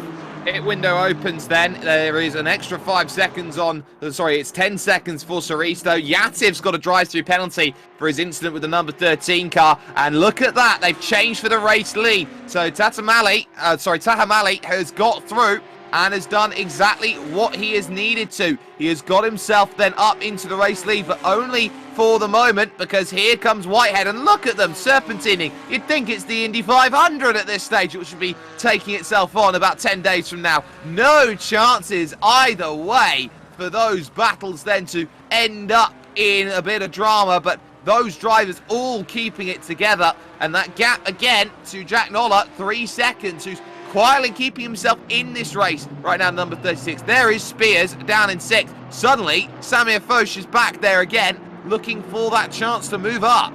It really is. That's the battle for 6th place. But Mallet at the top really has to be careful about what he was doing down the Kemmel Straight. If he's doing it multiple times, moving left and right, he's trying to break the toe. But if he does that too many times, the stewards will be wanting to take a look at that. However, it's all in good fun at the moment as they make their way through the double gauche. We've got a 4:04. Which is Hamada Akizi, had a penalty for a major incident. It was going to be a drive-through penalty, I do believe, that was going to be added to this race. But since he's retired from it, the penalty will be applied at his next race. That will be a huge hurt, because not only do you have a retirement, but you've got a penalty looming over you for the next race out there. So we'll keep an eye out on that the more that things go on. A number of drivers in the pits: Leaf, Sones, Vela, Piermetz, Yativ and Otti all in the pits. We know that Yativ is maybe either taking his drive-through or taking his mandatory stop at this stage, and that will be a drive-through penalty served then for Itamar Yativ as he will go. But Spears right now, 7th position, classified at this moment in time on circuit. So a lot of work then that he'll be keeping his eyes on and that he'll have to do. There is Erbrick then in 4th place at this moment, trying to put everything together on the board. And you'll see drivers in green have made their stops on the timing tower. So this becomes a case of at what point do you want to make that decision and dive down in? Taha Mali's going to come in. So is Luke Whitehead. Ashtoir coming in at the same time. Jack Noller takes the race lead. Yeah, and Jack Noller then will get to lead a lap here at Spa-Francorchamps. You saw as well, Jan-Nicolas Erbrick, Tinko van der Velde, Harry Spears also all staying out, so they'll be taking their positions. Samir Foch right behind them, decided to pit, so too did Speth. So it's really interesting to see what the drivers are thinking, what's running through their minds at this stage in the race. It's a mandatory tyre change that the drivers have to have. They don't have to take on any fuel, but running in a race like this, you might take on a little bit to try and keep the car as light as possible. As there you can see, it's a very, very long way down the pit lane, then a long time being on 50 kilometers per hour. It seems like an age just to make it to the pit box. But that means then one of the longest pit lanes. Surely maybe an undercut may be your way forward. Fresher tyres for that stint, and you get to take a lot of time out of drivers who have stayed out there. But maybe that's why I'm in the commentary box, Jake. Maybe that is the case, but at least for the moment, Jack Noller will be trying to make an overcut work then to bring himself a little bit closer in. Erbrick now up into 2nd, Van der Velde then to 3rd as they look to make those charges. Also into the pits, Jimmy Holm and Bourne as well is in the pits in the AMG Mercedes. So they've got their focus on. Erbrick's got his own mind sorted out right now. That McLaren is looking behind at one Tinko van der Velde, who will definitely want to be getting through A, S, A and P. All of those combined, Van der Velde will need to realise as well that he can't afford to lose too much time. If he wants to try and get this done on Jan-Nicolas Erbrick, it needs to be soon, but he's coming up to a part of the track where that's going to be very difficult. He's going to try anyway going in towards Leifonia. He's got the inside line through the right-hander, slows it down so he can take the apex. What a lovely move that was from the Dutchman in the side Max Motorworks car. Tinko van der Velde now in 2nd place on the road. Of course, still yet to serve a mandatory stop, but a lovely, lovely move. Oh, that's an incredible move, and you cannot execute that without confidence, and it takes confidence in Erbrick to not just send the car back to the inside and make contact. It takes confidence in the fact that you can slow down that Aston Martin, and it takes confidence that you've got the grip available to it as well as you make that charge back forward. So everything adding up together, looks like Tinko van der Velde has made a really good move of things then as they sort it out. But the focus now is going to be on who decides to make that stop and when. And I'd expect, yep, there goes the 2 drivers behind Tinko van der Velde to make that stop. So Jan-Nicolas Erbrick comes in, also Spears coming in, and Spears is really going to gain as they hit the line there. That was a little bit early from Jan-Nicolas Erbrick, and that's going to bring the group back in. Gershon Conchabo, by the way, he's got Polke for a bit of company at this stage, or did, because now Gershon Conchabo ends the battle by diving down into the pits. At least for now, Jake. He's decided to get his pit stop down now. We are just past the halfway mark in this race. Of course, drivers will be taking their mandatory stops in this race. Of course, it's a mandatory tyre change. If you're just joining us, welcome along. currently it is Jack Noller in the lead of this race, but we still have the top 10 drivers still yet to make a stop. Of course, some of those are in the pit lane right about now. But the interesting thing will be, we've seen mandatory pit stops before, and it's interesting you pointed out that I believe you said Harry Spears really closed up on Jan-Nicolas Erbrich. Now, of course, the car has to stop for a pit lane speed limit line, and it's 50 kilometers per hour. It is such a slow pit lane speed limit. If you're even 1 kilometer an hour over that speed limit, even if you're 0.1, 0.2, you will get penalised, and it will be a drive-through penalty, but it won't be applied until you've left the pit lane exit. So it'll be interesting to see who will get caught out by that. In fact, it's a stop and go penalty because Chris Bourne has exactly that, and he'll have to serve that on top of the mandatory stop he's already made. That's going to hurt even more for him, so he knows what he needs to do out there at this stage. We've also seen Oscar Saristo come in. He'll hold those 10 seconds in the lane for his stop. There is Simon Speth trying to make his charge. Really faded then with the tyres at the end of that stint, it seemed. Just didn't have the pace to keep things together out there on circuit. It can very easily be difficult. Now, I do want to point out that Malley and Whitehead have changed places. It was a 1.3 second gap for Whitehead that he was behind when they came out of the pits. All of a sudden, he's 7/10 of a second ahead. Yeah, Luke Whitehead on a charge at the moment, making our way now down in towards Les Combes, trying to pull out the gap between himself and Taha Mali as we make our way through once again. So currently the lead of those that have made a mandatory stop. It's still 4 drivers at the pointy end of the field, still yet to come in, and really it will be they have to pit this lap, because once the pit window is closed, you cannot enter the pits without receiving a penalty, because obviously you haven't made that mandatory stop. So at the moment then, it's all about Whitehead trying to make sure he gets as much at pace as he can, as there is Jack Noller coming into the pit lane then, and as you say, very, very long pit lane. It's a painful amount of time you're on the limiter there. But Chris Bourne also into the pits to serve his stop and go 30-second penalty for speeding in the pit lane. And looking at it, I do believe Harry Spears timed that to perfection and gained all that time in the pit lane because he didn't receive a penalty whatsoever. So he timed that perfectly. Yep, so also in will be Vady and Pulke. Both of those will be diving down into the pits then. That's the last available opportunity. There you can see some of the rubber build up on the outside of the circuit then as they go through. And once again, it'll be Tata Mali here who is going to try and close that down. Wiggle from Whitehead. They're going through Campus Corner. Just being a little bit too eager in that Audi to step on the power, and it's something that we note with Audis. They have a chronic issue when it comes to losing it, where the back end decides to go out. Now, this is the replay of how the move was done, which put one Mr. Whitehead up in front, and it looks to be on the outside, a form of slowdown penalty then that gifts the lead back over towards Whitehead.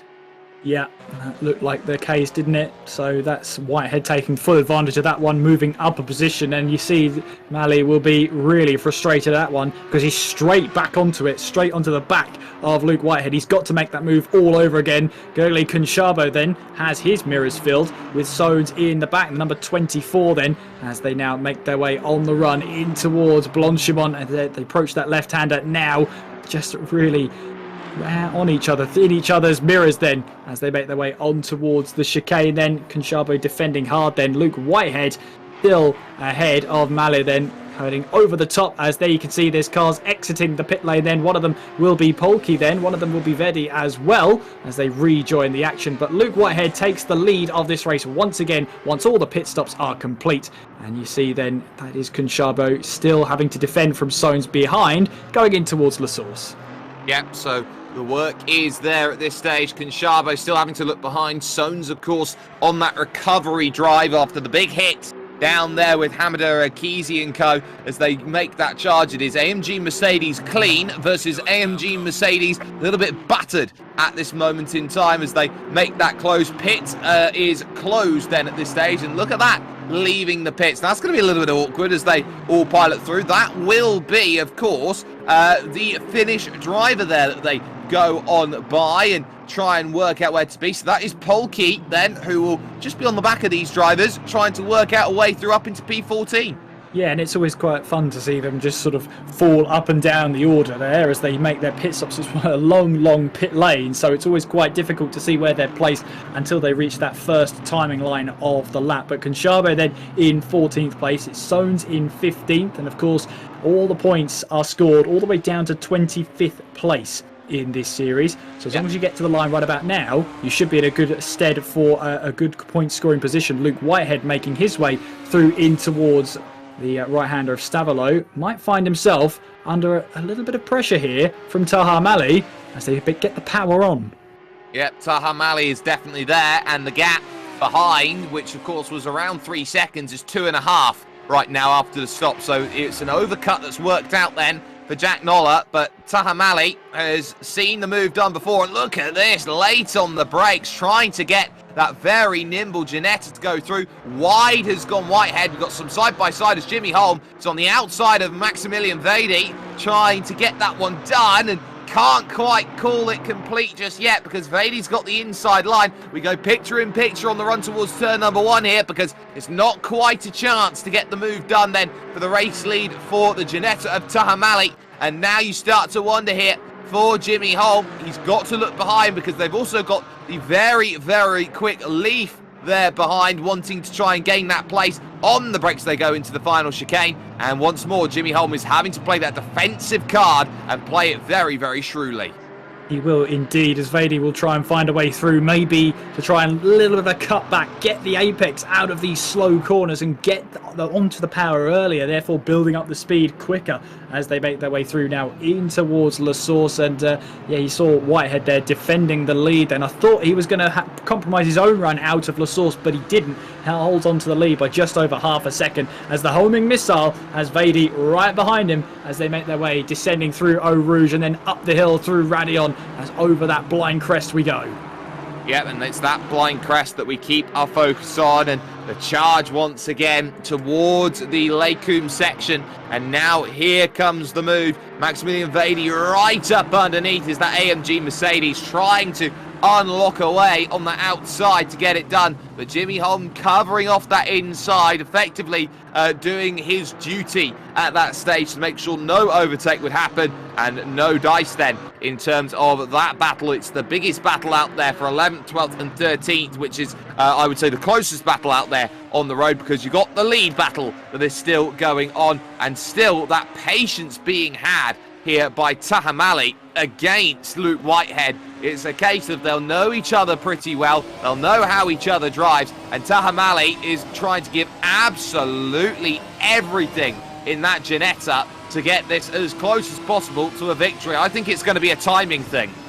It probably will be as we ride on board with Taha Mali as he makes his way now, following in the tow of Luke Whitehead through Blanchimont. They go. You saw a little bit of braking there from Luke Whitehead. Look at the momentum now that Mali has. He goes to the left-hand side of the track, then making their way on towards the chicane. Mali on the outside. Luke Whitehead has the inside line, but runs a little deep in towards the chicane, and he's gone for a half spin then and cedes the lead of this race then to Taha Mali. And Luke Whitehead just simply carrying too much speed in the first part of the chicane. The car fishtailed on him. He gathered it back up, but now Jack Noller's in the view of second place. Might not actually be the end of the world there for Luke Whitehead. He now becomes a bridge for Jack Noller, and if Noller can get onto the back of Whitehead and stay with these drivers, then Whitehead's got a really good chance to sow a little bit of chaos against his own teammate here and say, Jack Noller's got nothing to lose. If we bring him into the fight, then we've got a real scrap on our hands here. We've still got 20 minutes to figure this all out. We're on our 15th lap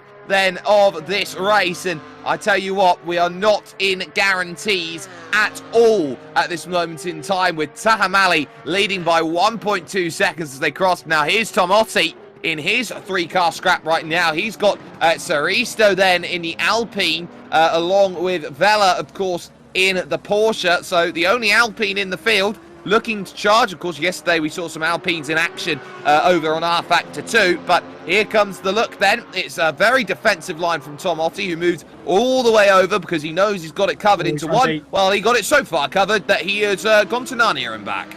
Yeah, he completely missed his breaking point there. Has to rejoin the circuit, and the Alpine of Saristo will find his way through. Says thank you very much. Dean Vella, meanwhile, flashing the lights because, well, he knows now if he can just apply a little bit of pressure to the car ahead of him, of Tom Otte, he might find his way through. He won't find his way through by cutting the curb like that one and lose a lot of momentum as they now head the way down the Kemmel Straight. Maybe an opportunity for Tom Otte to get into the slipstream here of Saristo as they make their way on towards Lacombe. Saristo defends the inside line as Otte will try and defend the outside line. Bit of door-to-door between the two of them, and that might be Dean Vella's opportunity to try and find his way through. Bit scrappy between these three at the moment, but Dean Vella gets a position then on Tom Otte as they find their way through. A little bit scrappy between the three of them, but they're all facing the right way at the very least.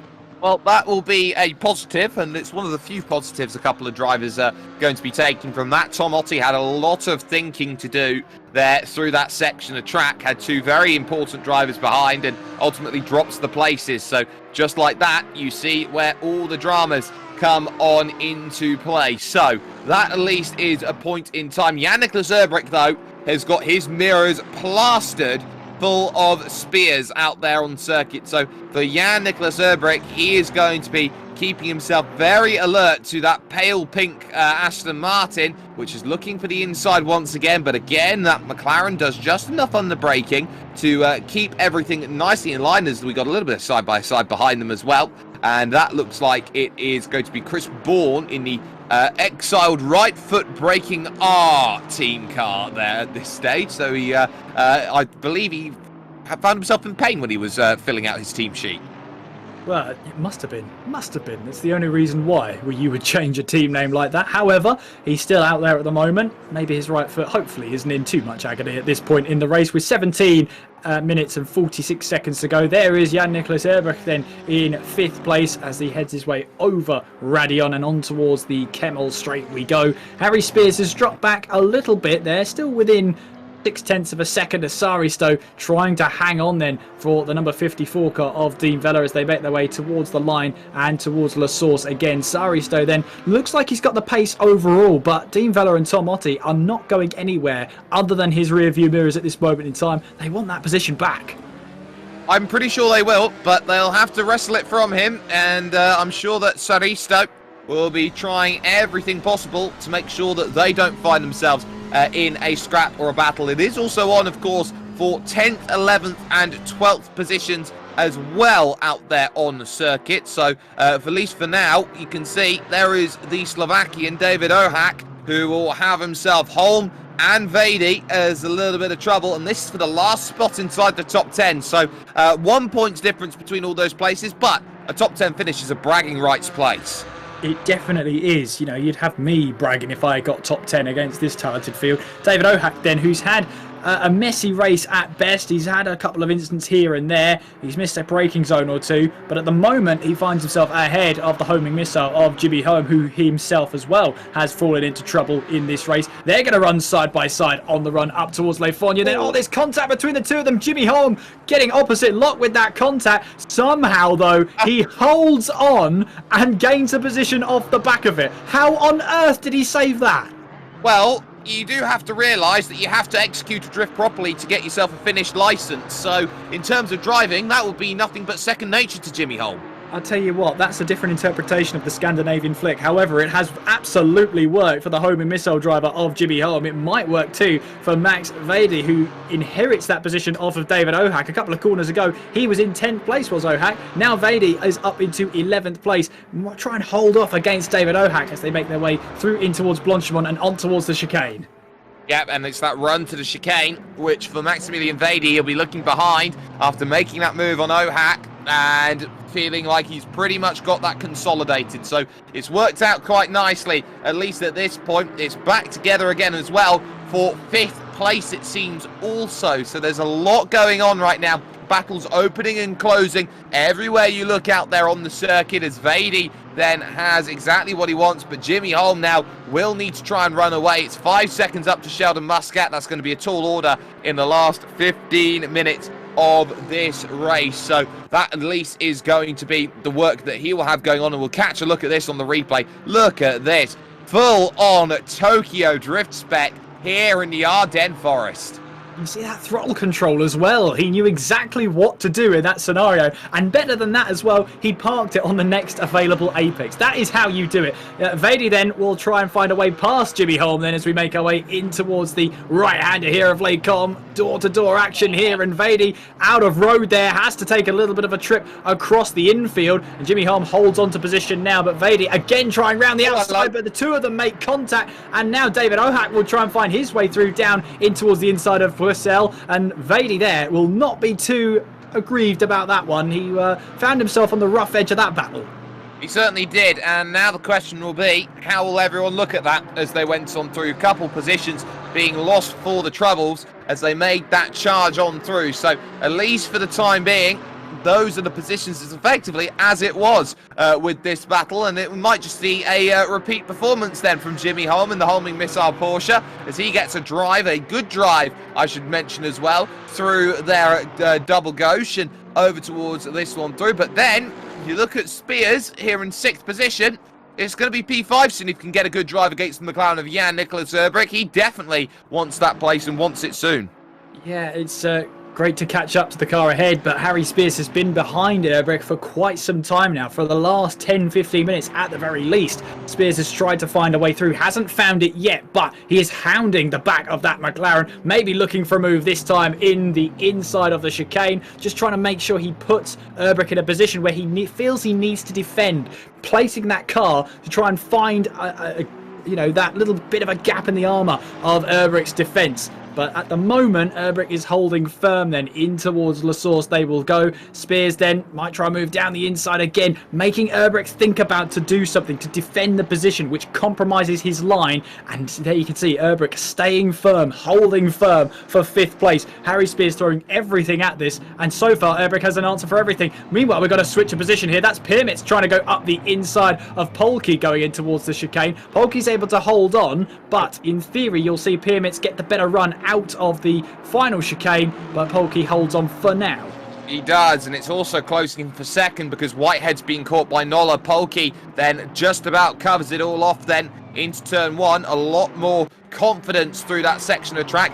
Vady then taking the climb up the hill will be looking to attack Jimmy Holm now. So it's been a case of defence to attack to defence again. And that will be the AMG Mercedes proving its might on the outside. We know that Porsche's pretty rapid, but with that draft help, that AMG Mercedes is doing a good enough job to stay alongside. Needs to be good, and they're going to come together again as they go through. But this time, Vady's going to stick the throttle down and keep himself and give himself the place. So a great scrap between those drivers out there for 11th and 12th position. It sees Vady go through, but I want to focus on the battles 2nd and 3rd all of a sudden, because Whitehead, I think, has gone into defence mode at this stage with Mali going through. We've got the 54 car in the wall up after Radion. So yeah, that is Vela.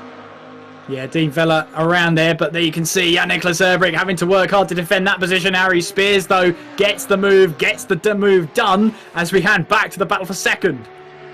Yep, so that battle for 2nd, you can see Nola's got the move done on Whitehead. Great work on that move, and he's got the place. So a wonderful bit of battling there, and that puts Jack Nola now on focus. But you can see how much time it's actually cost him to go out there and make that move. The gap was 2 seconds as they went on through, and I'm sure that gap now for Jack Nola will be a very tough close down against that Ginetta. 2.4 to chase.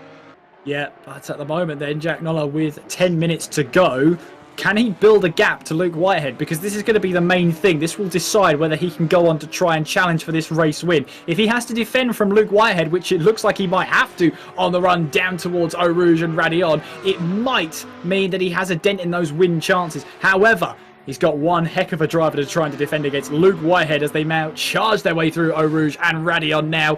Who will get the better drive? It looks like it's Jack Nola for now, but it will be Luke Whitehead who has that little bit of toe then. Jack Nola pulling to the right-hand side of the track to just try and break the toe wherever possible. He'll try and move back to the racing line as late as possible as well to make sure he gets the good run in towards the Lecom section there, on towards Melmedy. So Jack Nola just trying to drive the widest Porsche Spa-Francorchamps has ever seen. Dean Vella, though, we saw him have a little bit of a yellow flag incident at Eau Rouge and Radion. Let's see what that was about. Well, he got the move done on Saristo in the Alpine, and there you can see he gets grass and he gets wall. Oh my goodness me, that would have been a very scary moment, and of course that is a big hit into those tyres up there, so that is very much not ideal as they make those charges forward. And now you can see as they go through the next left here, these drivers second and third, that's a wiggle for Jack Noller as he's trying everything to go on forward, and that, at least for the time being, is going to stay as is for the moment. But I think Whitehead now is doing two things. One, he wants second, but secondly, you'd say with 9 minutes to go, he's making sure that Noller can't get first. Yes, that's a lot of first, thirds and seconds you said there, Jake, that's for sure. But yes, all of those are absolutely true. Meanwhile, then, the 777 of Jimmy Holm is going to pick up a 5-second penalty for avoidable contact on the number 89 car of Vady. So that's going to be added to the end of his race. Silver Pyramids, meanwhile, has his mirrors filled of Teemu Pulkki.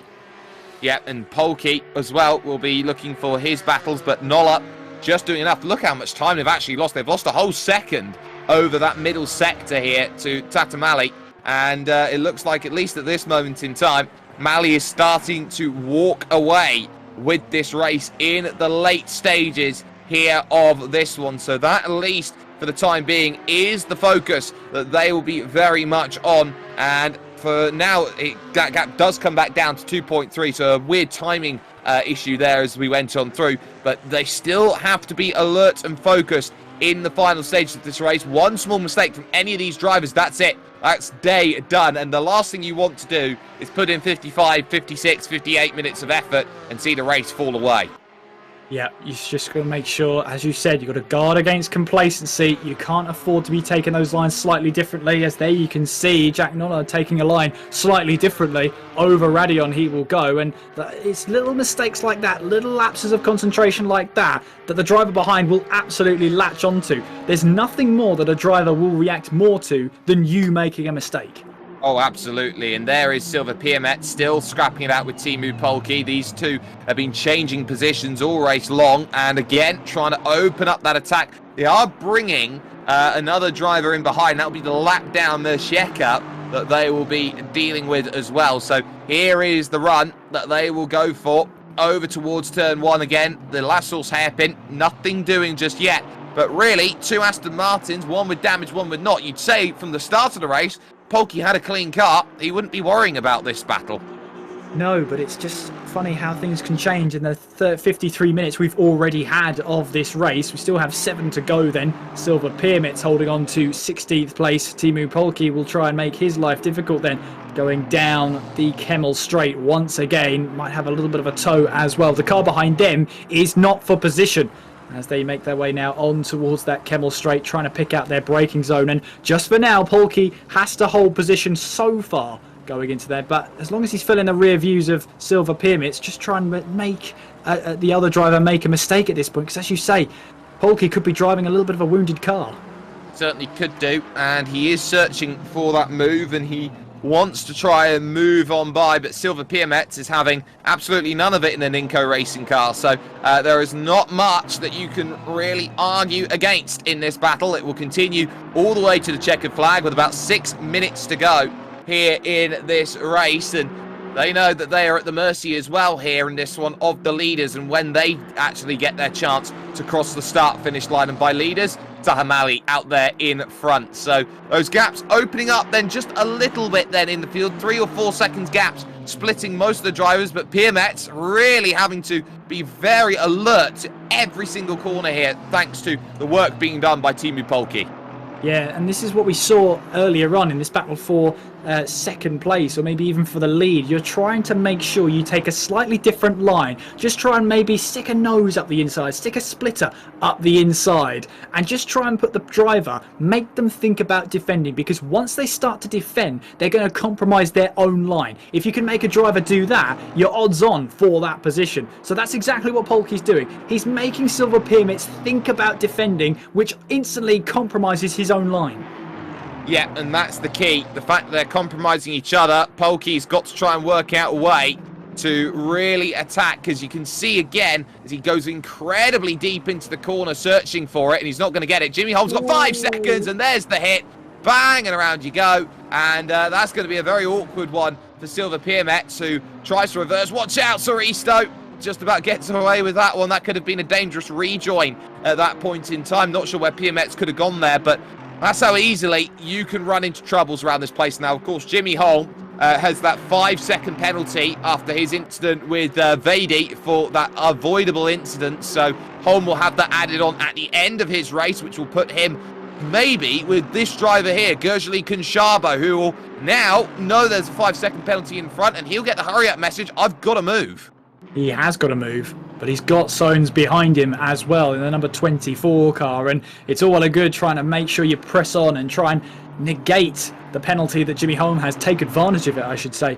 But it's an entirely different story when you've got Soanes right behind you, and we all know that battling equals time lost. And for Kunshabo, this is exactly the opposite of what he wanted. Running aboard there with Jordan Soanes, as this will be the battle for 14th place, as I see a drive-through penalty for David Ohak. Now, my suspicion is instantly track limits.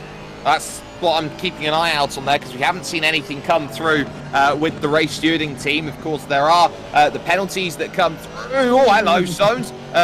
Indeed, for the team, as he gets a full bit of opposite lock, trying to keep that Mercedes pointed in a straight line. That was cutting the inside curb at double gauge too much on the inside.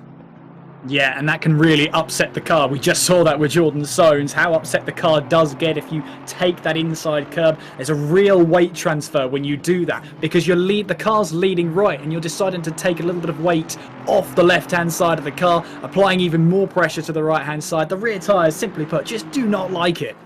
No, they absolutely do not. And Jordan Soanes finding out the hard way when probably he would have scared himself into correcting the car. So that's how quickly it goes, and it ebbs and it flows. Worth noticing that battle for second and third, Jack Noller has checked away from Luke Whitehead. That gap now 1.5 seconds. Yeah, really trying to pull away now. Jordan Soanes here, meanwhile, on the back of Kunshabo, making his way through in towards the chicane. Can both drivers slow it down in time? Well, yeah, you can see there Kunshabo running deep into the first part of the chicane. Jordan Soanes will go round the outside then, and in theory, he'll have the better line door to door. Then they go towards the line. This is the battle for what is right now 13th place, according to the timing screens, as they make their way now down in towards La Source hairpin. Soanes on the inside, making our way through then, very close to the wall, but I tell you what, he's got the move done then, moving up a position and ahead of Gershali Kunshabo. Yep, and I'm just getting word that Timo Polke is going to get a 10-second tying penalty for causing an avoidable collision, so that's not going to be good at all, as he had just made the move through on Piermetz, and he's through Soristo as well, but now you got this going on. There is Kunshabo trying to fight this one back against Soanes. Remember, Soanes has the damage, so that AMG Mercedes on the outside is going to be a little bit quicker in a straight line in towards that next right, but Lecombe, he can't get it done up the hill, so Soanes has sewn it up and moved himself up exactly where he is needed to with that move, and it's going to be close here as well here for the line to see whether it's going to be this lap or next lap. Yeah, and it's really at the mercy of our race leader in Taha Mali. I think it is going to be one further lap. Yeah, it's definitely going to be. He's not going to, because the only other thing would be to lift off, but he's only got a 2-second gap to the car behind. So let's have a look at David Ohak then. Let's see what's going on here then in towards the chicane. So he's now exiting. Oh, he's coming into the pits. So he is just serving the drive-through. Oh, no. Austin Powers. That is a true Austin Powers moment right there. And yeah, I think we've cut away from his embarrassment there, or we're just going to keep on watching it. But yeah, no, that's a true Austin Powers moment. I dread to think how long that took to get him out of that, but we're on to the final lap of this race. Well, thank goodness he didn't have a forklift and he had a GT4 to work with, because he's got a better turning circle to play with that. But there is Taha Mali out there in front, 2.7 seconds. The battle's still on for 13th. Between Jordan Soanes in the AMG Mercedes, and then you've got, of course, behind trying to stay in play there, Gershali Kunshabo there in the number 11 in terms of that battle. So at least for the moment, sorry, I'm going to correct myself. It looks like there's a few issues with the timing as they go through and try and work out where they are. But at least for the moment, there is Oscar Soristo then in that 15th position, having a pretty solid drive, despite the penalty he had to serve at the pit stop after the hit. But up the hill then, through these next lefts and rights, Taha Mali has done everything he's needed to so far in that Ginetta. He knew behind that he had Luke Whitehead for company in the majority of this race. He had one moment where it didn't work. He had to step off of it, had to let through Luke Whitehead, but he had to battle back to gain that position again. And that Ginetta has really looked like it's wanted to be aggressive all race long. There's only one other driver in the field with a Ginetta. That's Kirsten Beha, we haven't talked about today. He's down in 19th position. Jack Noller's done everything to try and close the gap down all race long, but hasn't been able to do too much about it. There is a Beha out there on circuit, piloting all on his own in effective island racing mode at this stage. Couple of cars behind that will not be there to catch come at the end, but there is Malley making his way towards the final sector. As you can see on the track map, the red dot indicates where we are looking at this stage, and through into the campus corner. He's just got to put it all together right now on this final sector. He would have done this many a time before in many a different vehicle, and he has proven today that this is not going to be the Luke Whitehead show. This is not going to be plain sailing for everyone. You can make battles over the course of this hour, and he had to make it work when he knew that Whitehead behind had to battle with Jack Noller. He built his gap, he walked away, and he is going to be proving that in this AMD GT4 Championship that he is now the benchmark to beat as he makes his way through the final chicane. Taha Malley will take the drive to the line and will take a confident race victory here at Spa-Francorchamps for the season opener. Yeah, fantastic performance there from Taha Malley. It's Jack Noller in second place, Luke Whitehead rounding off our podium, and our podium separated by around 4 seconds there. Great to see from the front three. Tico van der Velde then coming home in 4th place. An eventful race for him. 4th place will be an absolute steal for him. He's had a really good recovery drive there. Harry Spears should cross the line in 5th place. They're not far behind him. Should be Jan-Niklas Erbrich, and a great formation between our top 3 drivers. They've put on a fantastic show here tonight. They absolutely have. Those 3 up at the front, and then in 4th position battling through, of course, Tinko van der Velde did a really good job. Actually stayed quite close, 8.5 seconds to Luke Whitehead at the end. Definitely no slouch after what was a very, very important middle sector of the race that didn't quite go his way. But you can see all those times are to be added on at the end for the likes of Holm, for the likes of Polke. Ohak, of course, is just staying there in the pits. His race over in 23rd, but he should still score 3 championship points then, as he will not make it towards the start-finish line. But what an important finish then, as we will be seeing the last of the drivers then making their drive over towards the line. And the last car over the line will be the number 4 of Itamar Yativ out there, who's been driving all on his own for the majority of this race. But Kieran, you have to go out there and say that it was an inspired race by Taha Malley. He did everything that he needed to and a little bit more. And the big key now moving forward is, what do you do to build momentum after an important round 1 victory? Well, take the lessons you've learned from Spa and apply them exactly to Alton Park when we head there next time around on the 27th of May in 2 weeks' time. But I've got to say, Taha Malley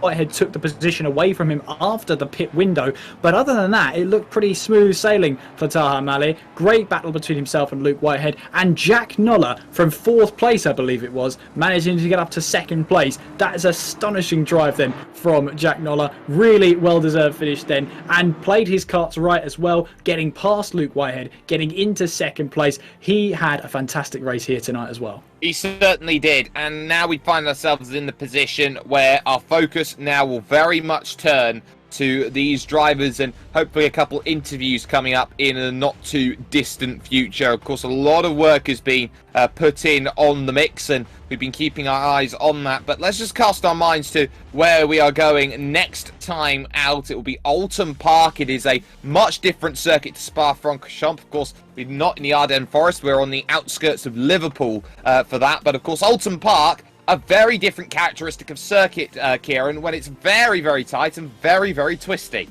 It really is, and I'm really looking forward to seeing how the drivers handle it. Well, we've got Spa-Francorchamps, which is, you know, very wide in comparison. It's still got that little bit of undulation, but it's a totally different beast, Alton Park.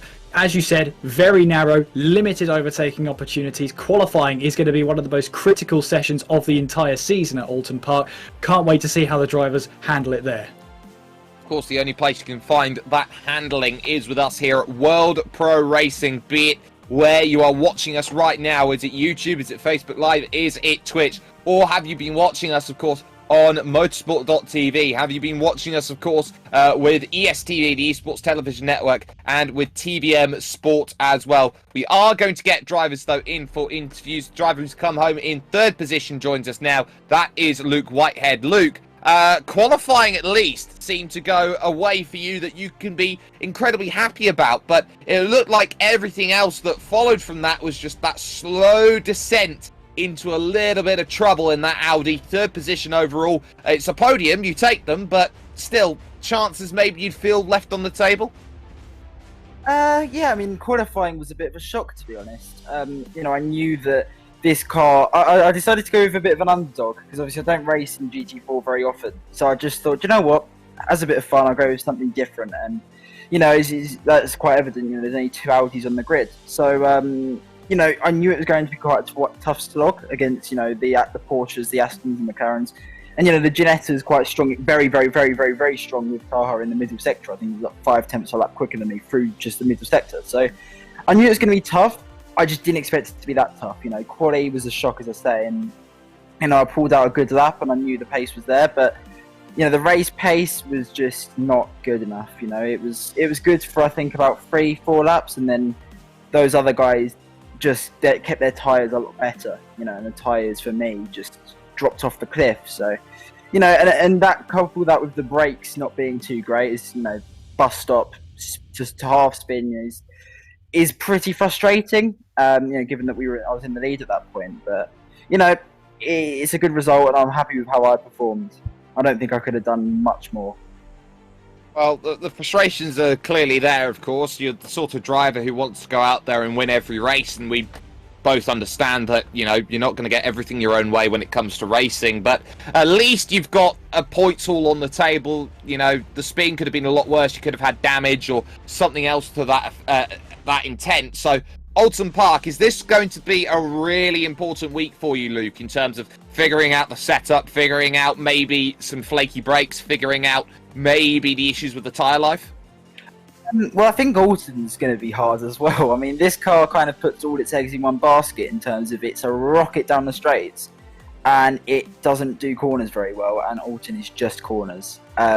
Hopefully my tyres won't die too much, because obviously it's a relatively low-speed track, whereas Spa is quite a high-speed track. But yeah, I mean, I think Oulton Park's going to be a bit of damage limitation for me. But you know, as you say, it's great to get some points on the board, and you know, well done to Taha and to Jack. You know, those two were just too fast for me today, and I think, if I'm honest, I was saved a little bit by the incident at the start with the guys behind. I think if that hadn't happened, the complexion of the race for me would have been very different. But, you know, you've got to take what you get, and I got third place, and yeah, I couldn't be much happier. Well, the floor is yours here, Luke. Shout out sponsors. Who gets it done for you here today? Third place finish here tonight. First off, you know, well done to the 2 podium sitters once again. You know, they drove a brilliant race. I couldn't match them really, which is quite frustrating from my perspective, but you know, it is what it is. There's always the next one. Thank you very much to my dad, my mum. My mum's watching in hospital once again after her operation. You know, my thoughts always go out to her. She's had a really tough time, bless her, and I wish her all the best, and I hope all you guys do as well. So yeah, it's been good. Thank you as well to my manager once again, Robert Wotherston. He's been pointing me in the right direction. You know, obviously giving me advice of how to deal with, you know, the disappointments such as today. You know, teaching me the psychology, you know, of racing and what decisions to make as well, with obviously car choice, etc., etc. And thanks to everyone who tuned in to watch today. I hope it was a good race. I think from my perspective, it was certainly very exciting. Hopefully it was the same from all of you watching.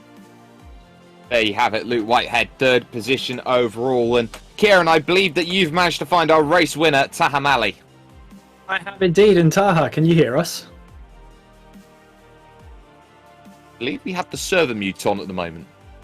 Guys, can you hear me? Yes, we can definitely hear you. Taha, Yeah. well done. Well done on the race win for you there. Great battle between yourself and Luke Whitehead. You both had the rub of the green, but you came out on top. Talk to us about that race, because it looked like a fantastic battle between yourself and Luke. Yeah, it was tricky from the first lap because simply my teammate had a bit of internet issue, so I had to avoid him at some point. So I think it was not you couldn't see it from the stream, but from my side it was like horrible in the first lap.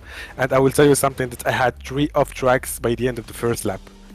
3 off tracks by the end of the first lap, and my teammate didn't made my life easy for the 1 hour race. So I was sometimes a bit conservative. So it was like, as I said to you, it was a horrible race, but in the end it was like a really good result. And I honestly, when I saw the practice time, and I was shocked. I said that I picked the wrong car, but as soon as by the end of the first stint, I just realized that even I'm using a really aggressive setup, I'm really kind on the tires, so I can save tire more, and the Audi is like using more and more tires.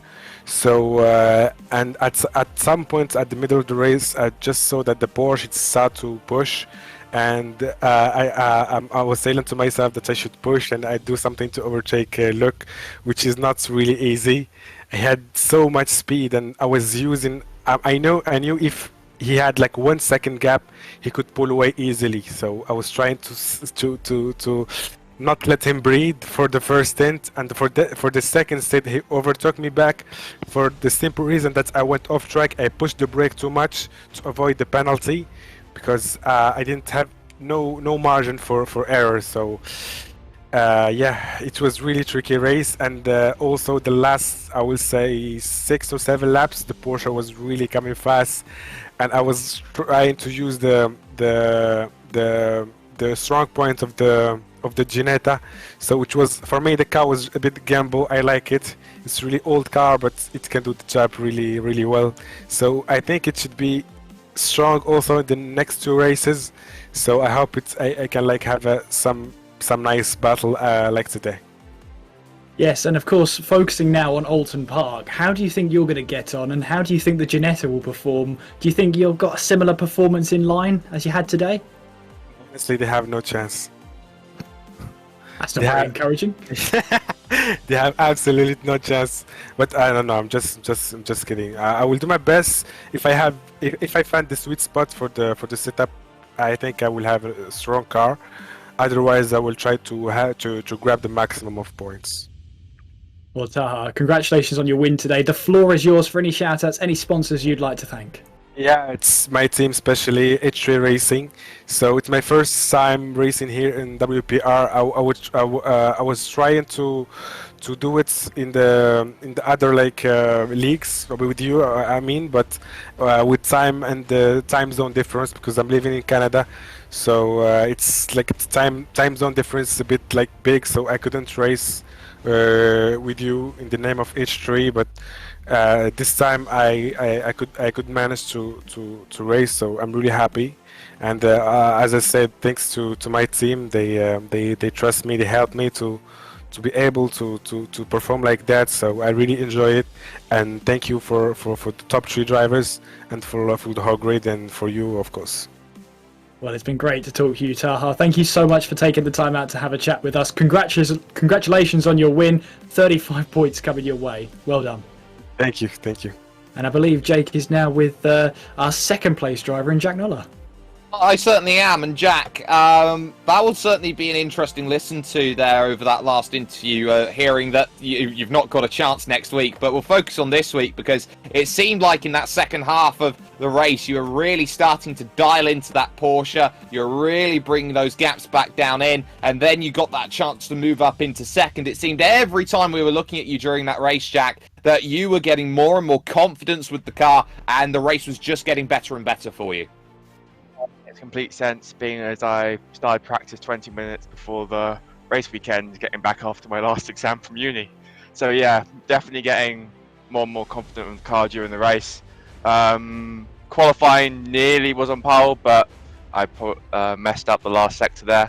There was a bit of a gap created at the start, where after an incident between me and Harry, which is a shame, but managed to keep the car together and slowly pull that gap back together and managed to gain some time over the stops and just ran out of time at the end. But fortunately got past Luke when he, again, I imagine he had 3 off tracks because he went off and hit the brakes, so I managed to squeeze past there. What's been a really interesting dynamic over this race was the Audi was fast in the first sector, the Ginetta was fast in the second sector, and me and the Porsche was fast in the third sector, so it would ebb and flow the entire lap. So it was really interesting to drive and just run out of time to catch at the end. Let's turn our attention then to Alton Park. It's no secret that this is going to be a very much Ginetta favouring circuit, which will be coming up next, mainly because it's so good in the tight and twisty corners. But you still have those opportunities in the Porsche. A lot of drivers have gone to the Porsche overall. So is this a case for you, looking at this championship, Jack, that you're maybe prioritising Kyalami and Mazzano over the likes of, say, Alton Park? Alton Park's interesting because let's see if he can get the Ginetta high enough to get over the curbs to generate lap time. If he's going to be all confident, I can be all confident to see if he can get that over the curbs without losing the downforce in the car. So I have an idea of how I might be able to do that in the Porsche. Just need to ask around, but got a bit more time now. Exams are over, so we'll see. Maybe get the win next time. Well, the focus is certainly there. The time now is available, which will be a little bit of a cause of concern for those around. But shout out sponsors, anyone you'd like to thank then, Jack, for getting it done today for the RPM Omega GT Esports team. Yeah, again, thanks again to GT Omega RPM, along with all of our sponsors at GT Omega, HyperX, Gaming Malta, and yourselves at World Pro Racing. It's great to be back in the series, and yeah, parents watching as usual. And again, thoughts go out to Luke's mum and Sheldon's dad, who's just had stuff cleared. So both of them, thoughts go out to, and I'll see you all tomorrow. Well, of course, I've just said that team name completely backwards. But Jack Noller has done a wonderful job there to pick up second position overall. Kieran, it's Alton Park next time we are racing. The focus is very much going to be on how do you maximise lap time on a track which is notoriously difficult to get passes done. Yes, qualifying is going to be one of the most critical qualifyings in the entire season, with the track so narrow and overtaking opportunities so limited. We've heard what the drivers think about Alton Park going in towards in the next 2 weeks, I should say. I want it to be next week already. Can we do it again right now, I wonder? No, we're going to have to wait, unfortunately. But you want to park yourself in front of the screens when we head to Alton later on in the month, because it's not one you'll want to miss.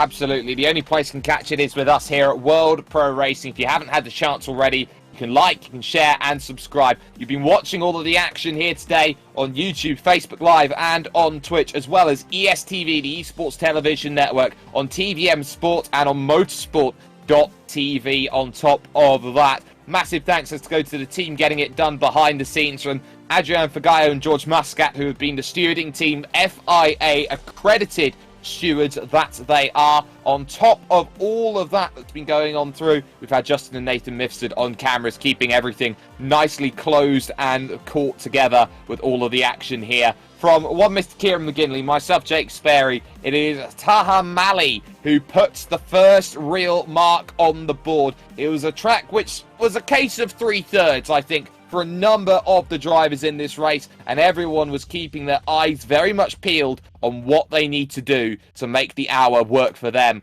But Alton Park is a completely different challenge. Some feel they don't have a chance, or the others don't have a chance. Some feel that they've got time to spare in the bank, but others will be looking to try and find a little bit more to move themselves up forward. We'll see you all, of course, 2 weeks from now with action at Alton Park.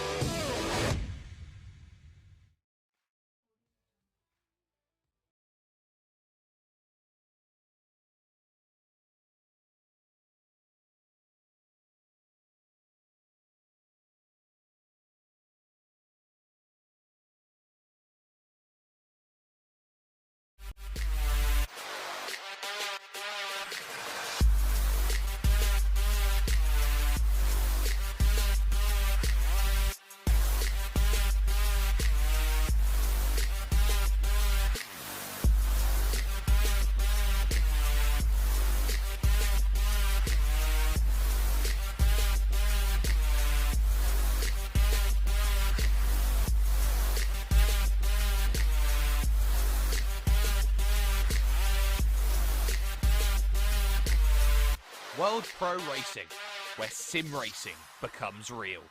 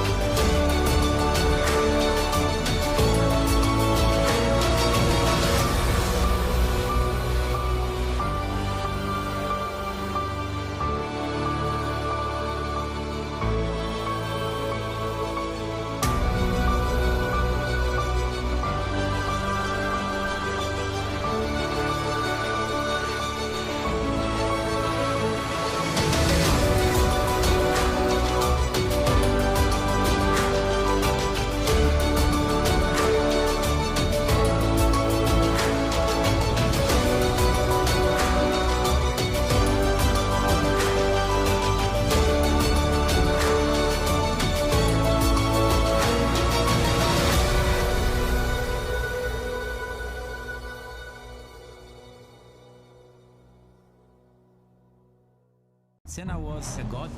No one could even dream to follow him. I'm from a very humble background. The role of women at that time were really difficult. This is so dangerous. You are risking not only your life, but also my life.